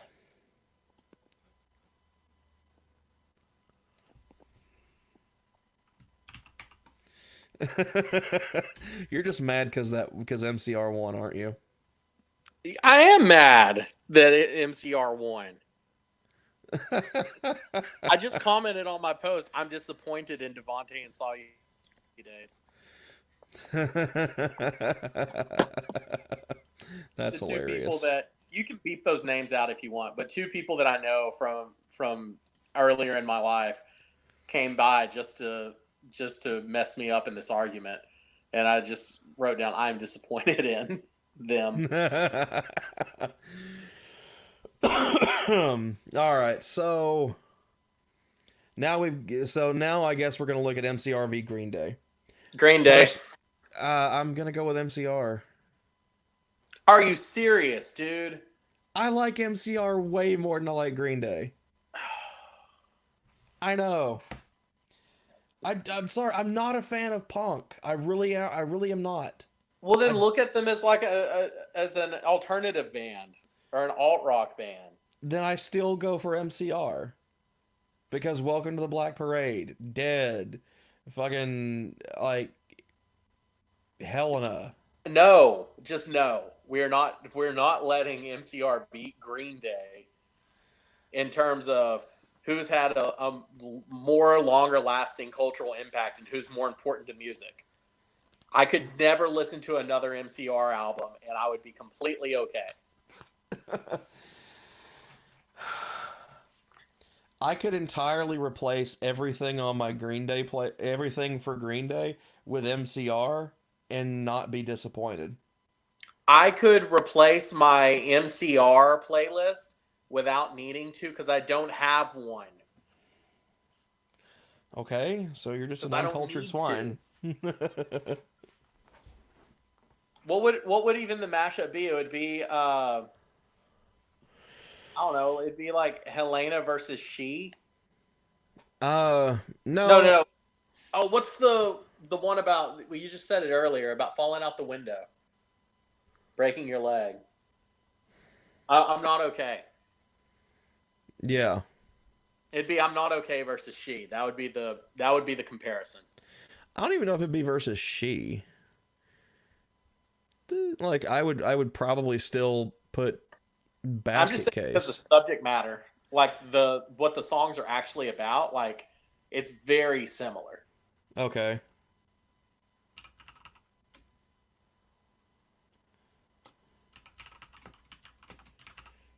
Okay, so Green Day, She. I don't even remember this song. Much disappoint. I don't care. You can be much disappoint all you want.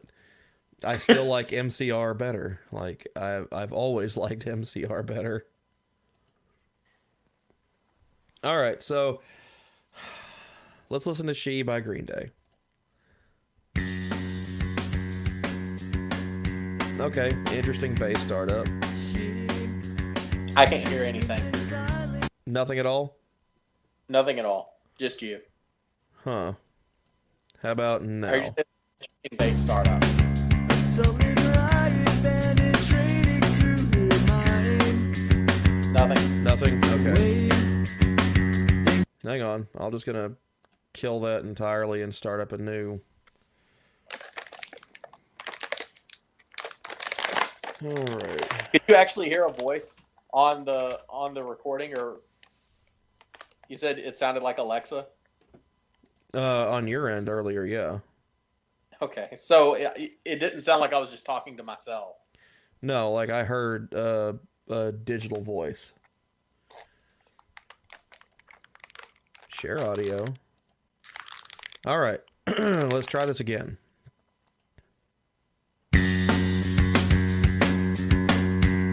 Can you hear it now? Yes, no?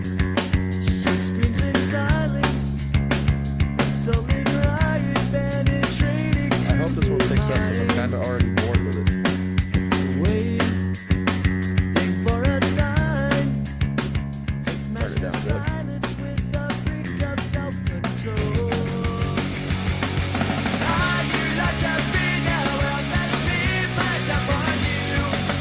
Are you feeling like a social tower that I have? Scream at me until my ears bleed. I'm taking it just for you. She's figured out I mean, it's not bad, all the doubts with someone else's point but of view. I don't know.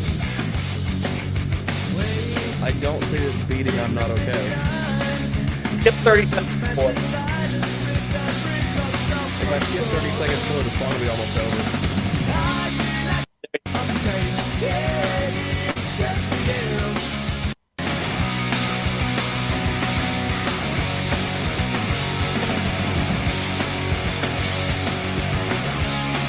Like, Trey Cool's killing all the drums. I gotta give him that. Say what? No, I could have sworn there was a part in And I'm Not Okay where he does like a really like banshee scream, and I was gonna compare the two screams Where's the scream happen at? And just before where you were playing, like Oh. maybe 10 seconds before that. okay. So I'll go back 15 seconds just to be safe. Okay.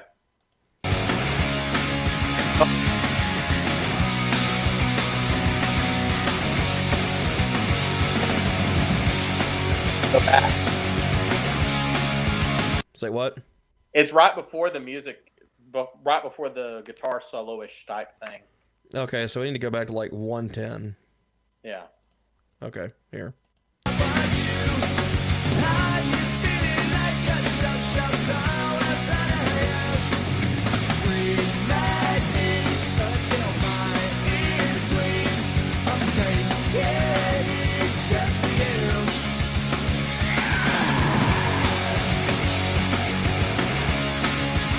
Okay, that sounded like the nerd getting hit. Like, that sounded like nerd rage engaging. Like, that was pathetic. I wanted to compare that because I think that there's something very similar and I'm Not Okay. Maybe.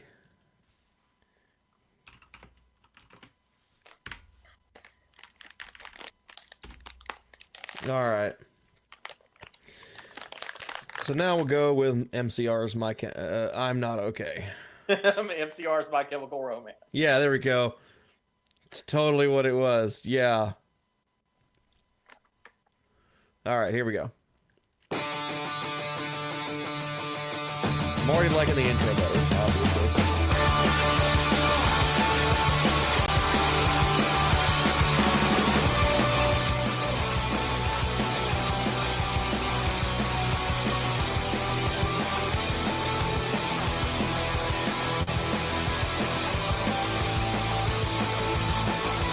Had the background off this whole time.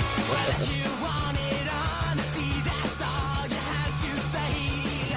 I never want to let you down or have you go. It's better off this way for all the dirty looks, the photographs your boyfriend took.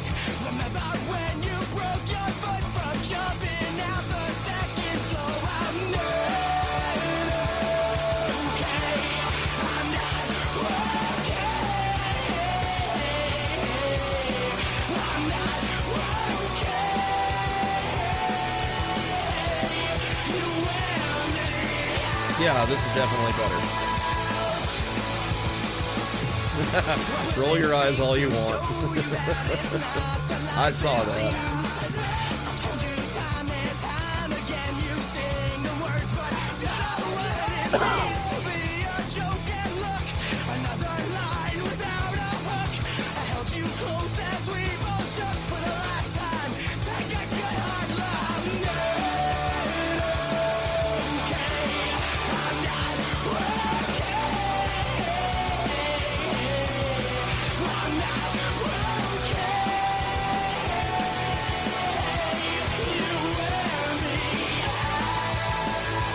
I mean, granted, you also could pick something off of the Black Parade, which is my favorite album, so... It's like you wanted Green Day to lose.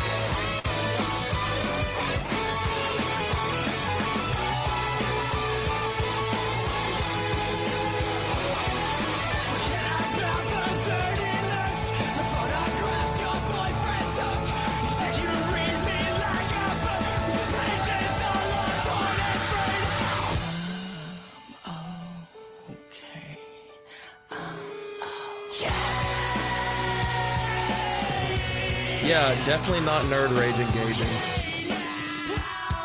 Whatever. Pick whatever you want. All mine.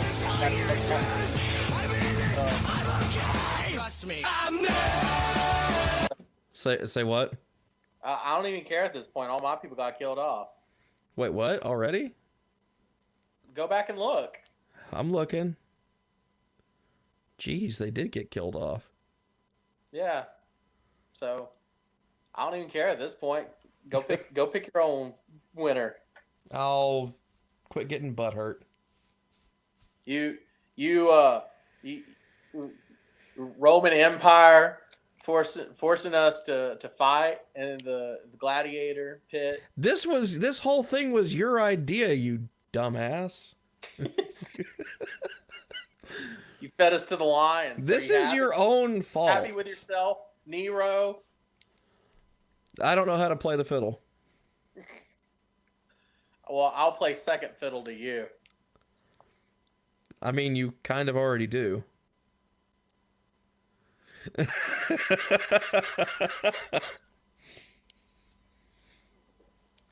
I mean, at this point, we're pretty much done, right? I guess to some degree, yeah. Well, let's pull up the sheet again. I mean, I really don't think that me without you losing was the right decision, but you know, I can't argue with democracy. Yeah. I mean, as much as you were out walking for it these past few weeks. I don't have to agree with it, and I can always vote against it, but true. I'm not gonna. But at the end of the day, if we also entertained our votes into the mix, then it would have been 6 for MCR and 1 for Me Without You. And like that would be like you voting for Ralph Nader. Or Gary Johnson. Hey, I don't support Gary Johnson. I think Gary Johnson's an idiot.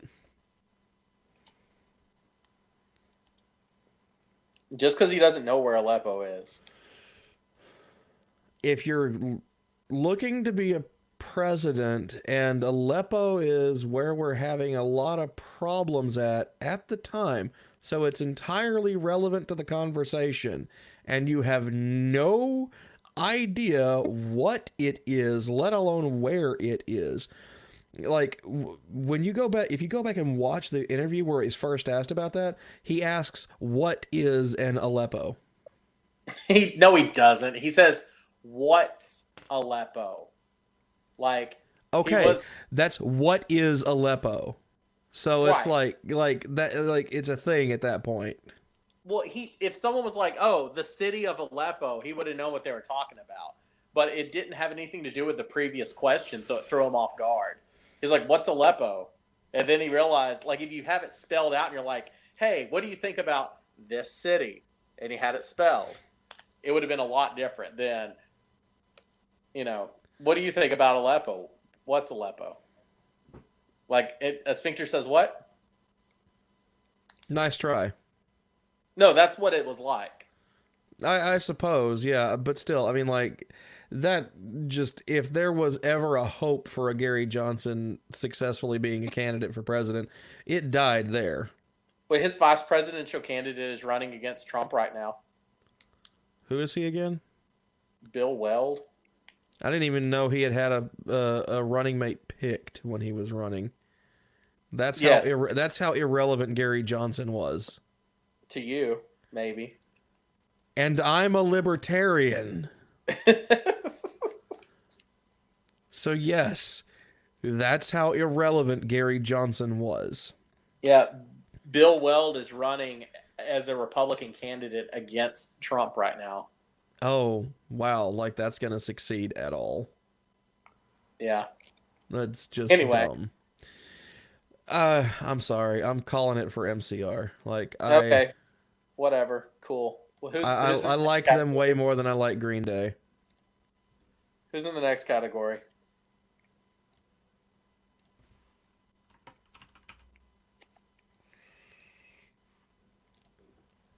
So it's MCR versus Parliament. Okay, that's up to you.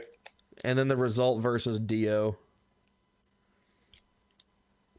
My 2 cents are Parliament beats both, but whatever. No, Parliament doesn't beat Dio. Okay. Well, I guess Dio was the winner there, right? Yeah, that was... Like, I will agree with you that Parliament beats MCR, even though I would listen to MCR more than I would listen to Parliament for the most part. But Parliament defined the funk genre far more so than MCR helped define or put on mainstream emo. All right. What do we got on the other side? Because we can wrap this up quick. I'm hoping we can. We might even be out of here in time for dinner. Maybe. If it's worth doing, it's worth doing right. And then, yeah, Dio. Dio goes to the finals for sure. Okay. Since I have no other say in this, can I get Queen just to make it interesting? Yeah, I'll give you Queen. Okay.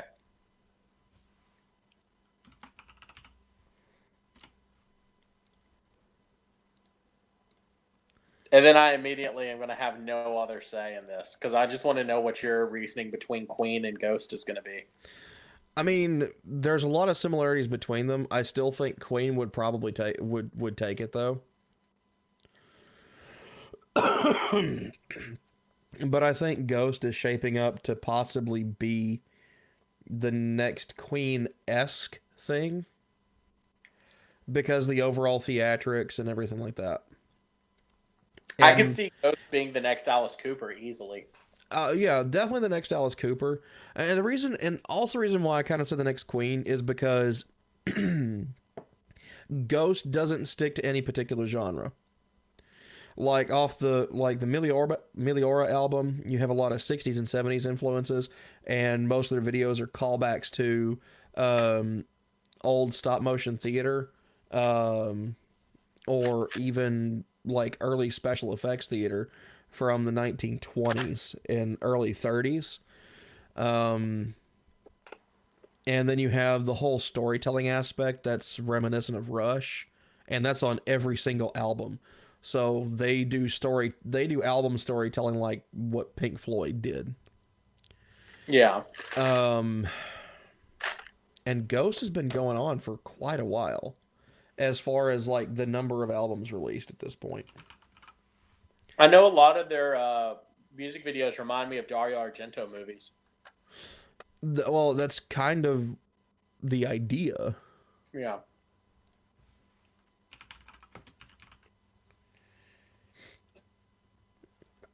Oh, I forgot. They show up as like Ghost BC in Wikipedia. It's weird. They used to be known as Ghost BC in the US, but now they're just straight Ghost.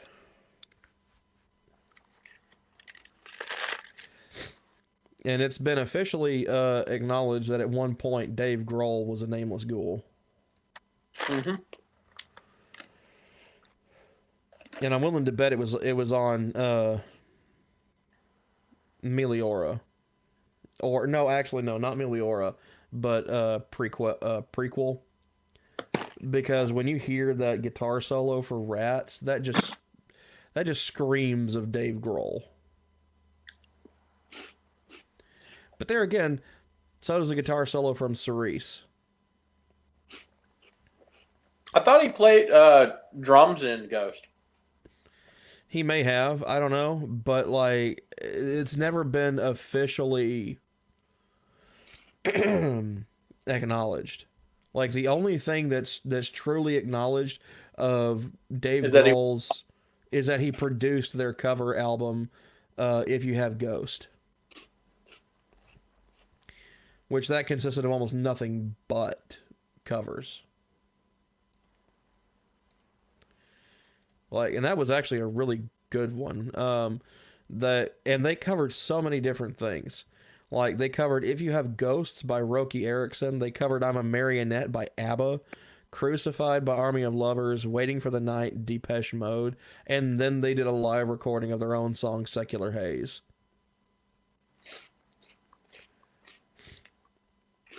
Which officially is acknowledged as written by a ghoul writer. Huh. And that's all of their songs are either written by a ghoul writer or by the Cardinal or by Papa Emeritus. I mean, so if you plagiarized one of their songs, would it force Papa E or the Cardinal to show up in court to defend or to prosecute? I really would hope so.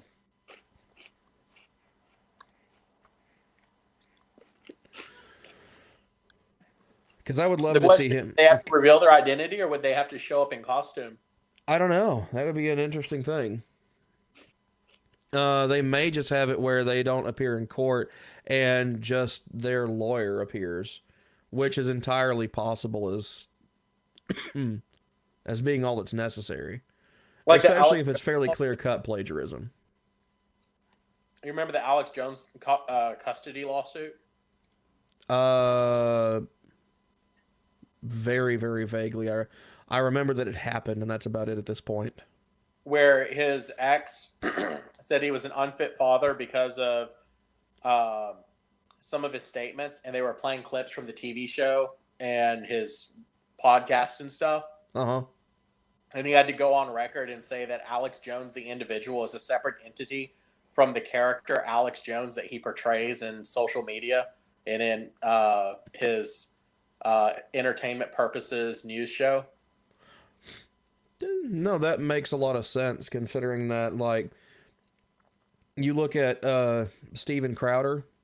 Mm-hmm. Whenever he's done interviews with Alex Jones or had Alex Jones on as an interviewee, he's completely different. He doesn't act anything like he does on his own show. Yeah, like whenever Alex Jones has been on the Joe Rogan Experience, same thing. Yeah, that's the real Alex Jones right there, not the cartoon character you see on InfoWars and Prison Planet. Which, in all honesty, that was the entire reason why I had a PrisonPlanet.org or membership, was just to watch Alex Jones as a cartoon character. I never subscribed to a single political view that he actually held, for the most part. Or if we did hold a similar view on something, it was purely coincidence. And not because of Jones's influence on anything that I did or said. Any similarity to his opinions is purely a coincidence. Yeah, I will hands down use the frickin' the Law and Order disclaimer on that shit. Because I am not an anti-vaxxer at all. And Jones isn't publicly anymore, or at least he doesn't talk about it anymore, but that's why he brought that stupid little blonde kid on. Ben Schroyer, or whatever the hell his name is. What? How old is this child? I don't know. Hang on. Is he's like a 7-year-old and you're like this stupid little blonde kid? I'm like, dude.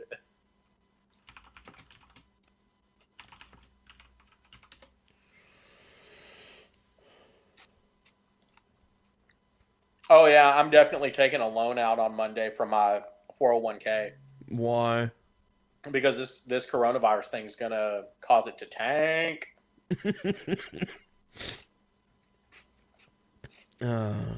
I can pay off some equity on my house, and then pay myself back the interest.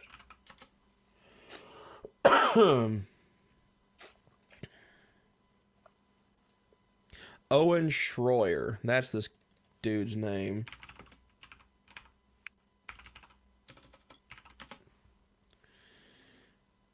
Okay, he's a couple months older than me. Oh, so he's not a little kid. He acts and talks like a little kid. Well, so do I sometimes. No, like I would plain out and out just say he's fucking childish. Well, Like in 2016,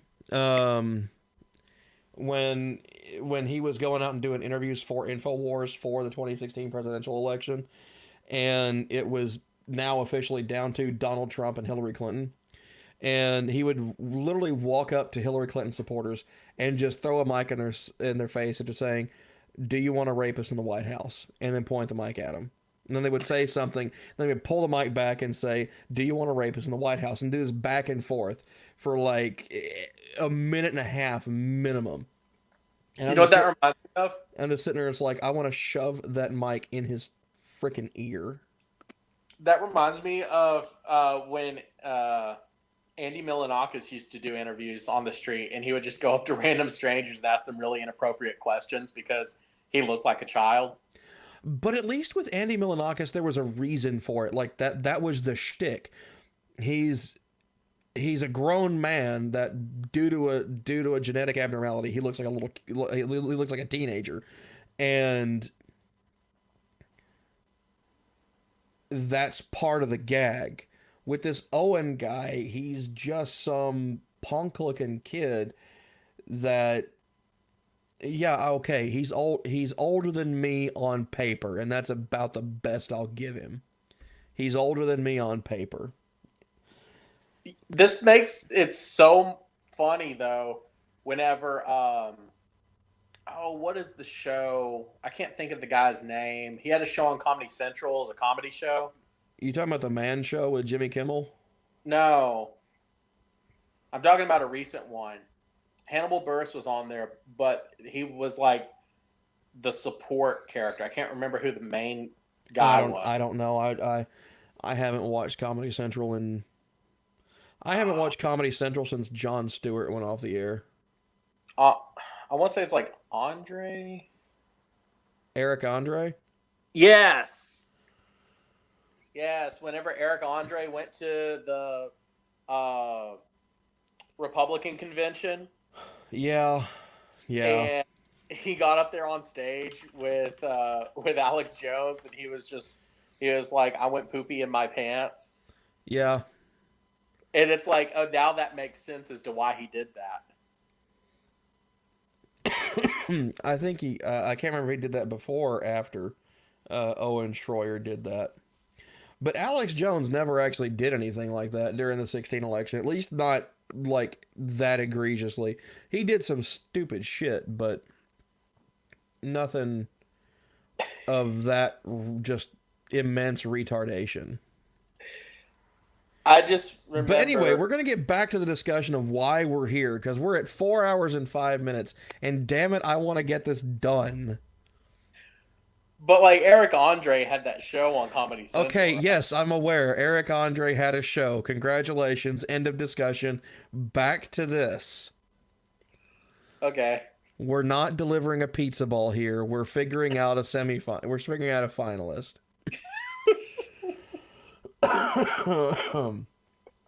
So we have Ghost v. Queen. In all honesty, if we're putting anybody up against Dio, it's going to have to be Queen. Okay. I'm cool with that. Like, Ghost v. Dio would not go that well for Ghost, for sure. And honestly, if we're going for something that's also got that same 70s, like they're iconic from the 70s on into the present, it has to be Queen v. Dio. So really, at this point, it's it's pop versus rock essentially. Okay. Was rock versus proto metal? No, it's basically rock versus metal, Okay. or arena rock versus metal. And this is what it's down to. And personally, I would say that Dio has had far more influence than Queen has. Sure, whatever. But this one right here, I'm going to put to Facebook, and then we will announce the winner next week. Okay. I mean, cool, because at the end of this, I just need to go drink some water. Yeah. And it's not because of the Cheez-Its that I've been eating. It's because I'm so salty. Yeah, well, I'm sorry that Christian music sucks. Hey, that's not the case. I'm sorry that pop culture and the majority of people. I'm sorry that Christian music, that the best it can pull off is ripping off mainstream groups. That is not accurate for some of the bands I chose. For maybe one of them. No. I might give you two. There is definitely some stuff in there. Okay. The ones that I'm willing to grant you are I'll cut MXPX my and Me losses Without at You. two. If you'll give me two, then I'm done. I'm not going to argue anymore. I know when to quit when I'm ahead. Yeah, exactly. Well, I mean, no. Let's go through them real quick. Let's go through them just right quick. Petra, definite ripoff. Neil Morse, oh yeah. Kanye is just Kanye. He sucks. So not a ripoff. I don't know. Anyway, POD.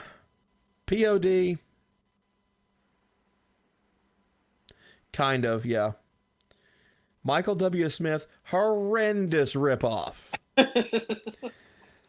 Not even dollar store Michael Bolton. Like bottom of the bargain bin, clearance down to a penny at the knockoff version of the Dollar Tree Michael Bolton. You know how whenever you go to a gas station and they have the DVD rack there and they have like the DVDs you've never heard of that were straight to TV movies, but they sell them because they know that truckers are bored and have DVD players in their vehicles? Yeah. That version of Michael Bolton. No, even that's too good for Michael W. Smith. And I like Michael W. Smith, and you're making me hate on him. Don't hate me Leave because I'm not right. Drew. Georg Handel, I mean, not a ripoff of anybody, Good. but he was that basically handed his career. He was handled his career. I said handed, thank you very much. I said handled. Yeah, well, Shockwave, kinda. Third Day, yes. Brothers in Christ, I mean, yes, it's a ripoff. Supertones, probably. Me Without You and MXPX, I'd probably grant. Zayo. Say what? I just love I don't even remember the band, but you're just like, Supertones, you're like, probably a ripoff. I would have to dig a little bit, but I'm willing to bet I'd find it. Zayo, yeah. Even though they're actually not even technically death metal, but yeah. PAX 217, yes. Under Oath. They have some original stuff, but they do like to kind of not really sample rhythms, but like sample the sound of other bands. Yeah. And Stryper, there's not even really a discussion with that. It's a Xerox. It's a bad Xerox of Kiss. I don't know. I will say, if you put Kiss and Stryper up against each other, I would listen to Stryper any day of the week. If you put Kiss and Stryper up against each other, you know what I would do? Listen to My Chemical Romance. Probably. I would, or at the very least, I'd just turn off the radio. I would rather listen to The Sound of Silence, and no, not the Disturbed cover, and no, not the original track by Simon and Garfunkel. I would rather listen to just straight silence. If you choose not to decide, you still have made a choice. Yes, I know. Rush reference. Do you even remember what song that's off of? Free will. Okay. I was worried there for a second. Why? Why would that worry you? Because it's you, Harry, and I constantly have to stay worried about you at times. Oh, that's sweet. Not for good reasons. I know I always got you looking out for me. You and Sky Daddy. Yeah, you've got me looking out for you. Waiting to see when your train wreck is going to come rolling past. Ouch!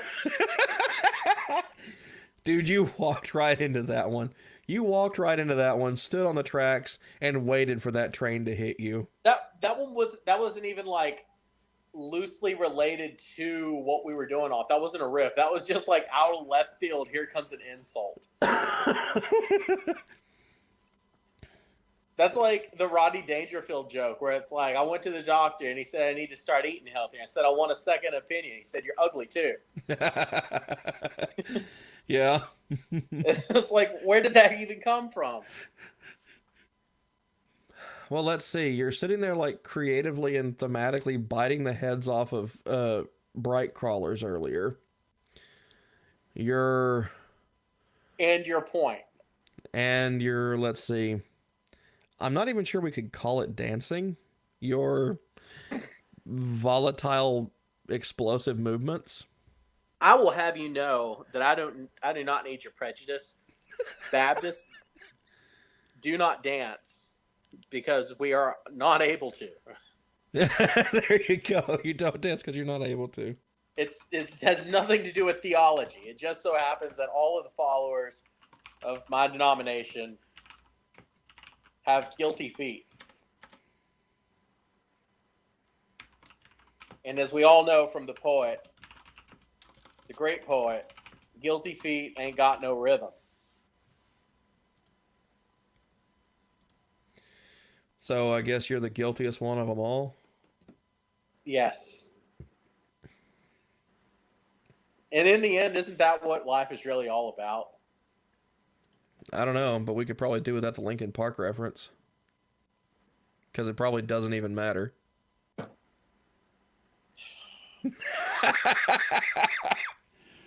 Here's why I'm angry at that. Say what? Here's why I'm angry at that. Because that's a story for another show. Probably so. We could probably But discuss someone that one used the off air. Linkin Park reference as their senior quote. And it was very similar to a quote that I used that was a Bible verse. And they knew what my quote was going to be going into it. They decided to troll you. It's how it goes. It's how it goes. It's high school. But anyway, we're going to bring this show to a close, and then you and I can discuss some more stuff in the after show here. But Queen won, right? The poll just got posted, so we're waiting for the turnout. Oh, okay. And I'm actually going to let that run like the whole week, and then we'll announce it at the end, at the beginning of next week, before going into our main show. Okay. That way we can kind of finalize this and at least, force some level of participation from other people, even if they don't watch the show. Yeah. Yeah. So anyway, thank you everybody for tuning into another long episode of the Sunday Service with the Atheist Reformation. Joining me once again is Harry, or some mad approximation of him this week. Hello.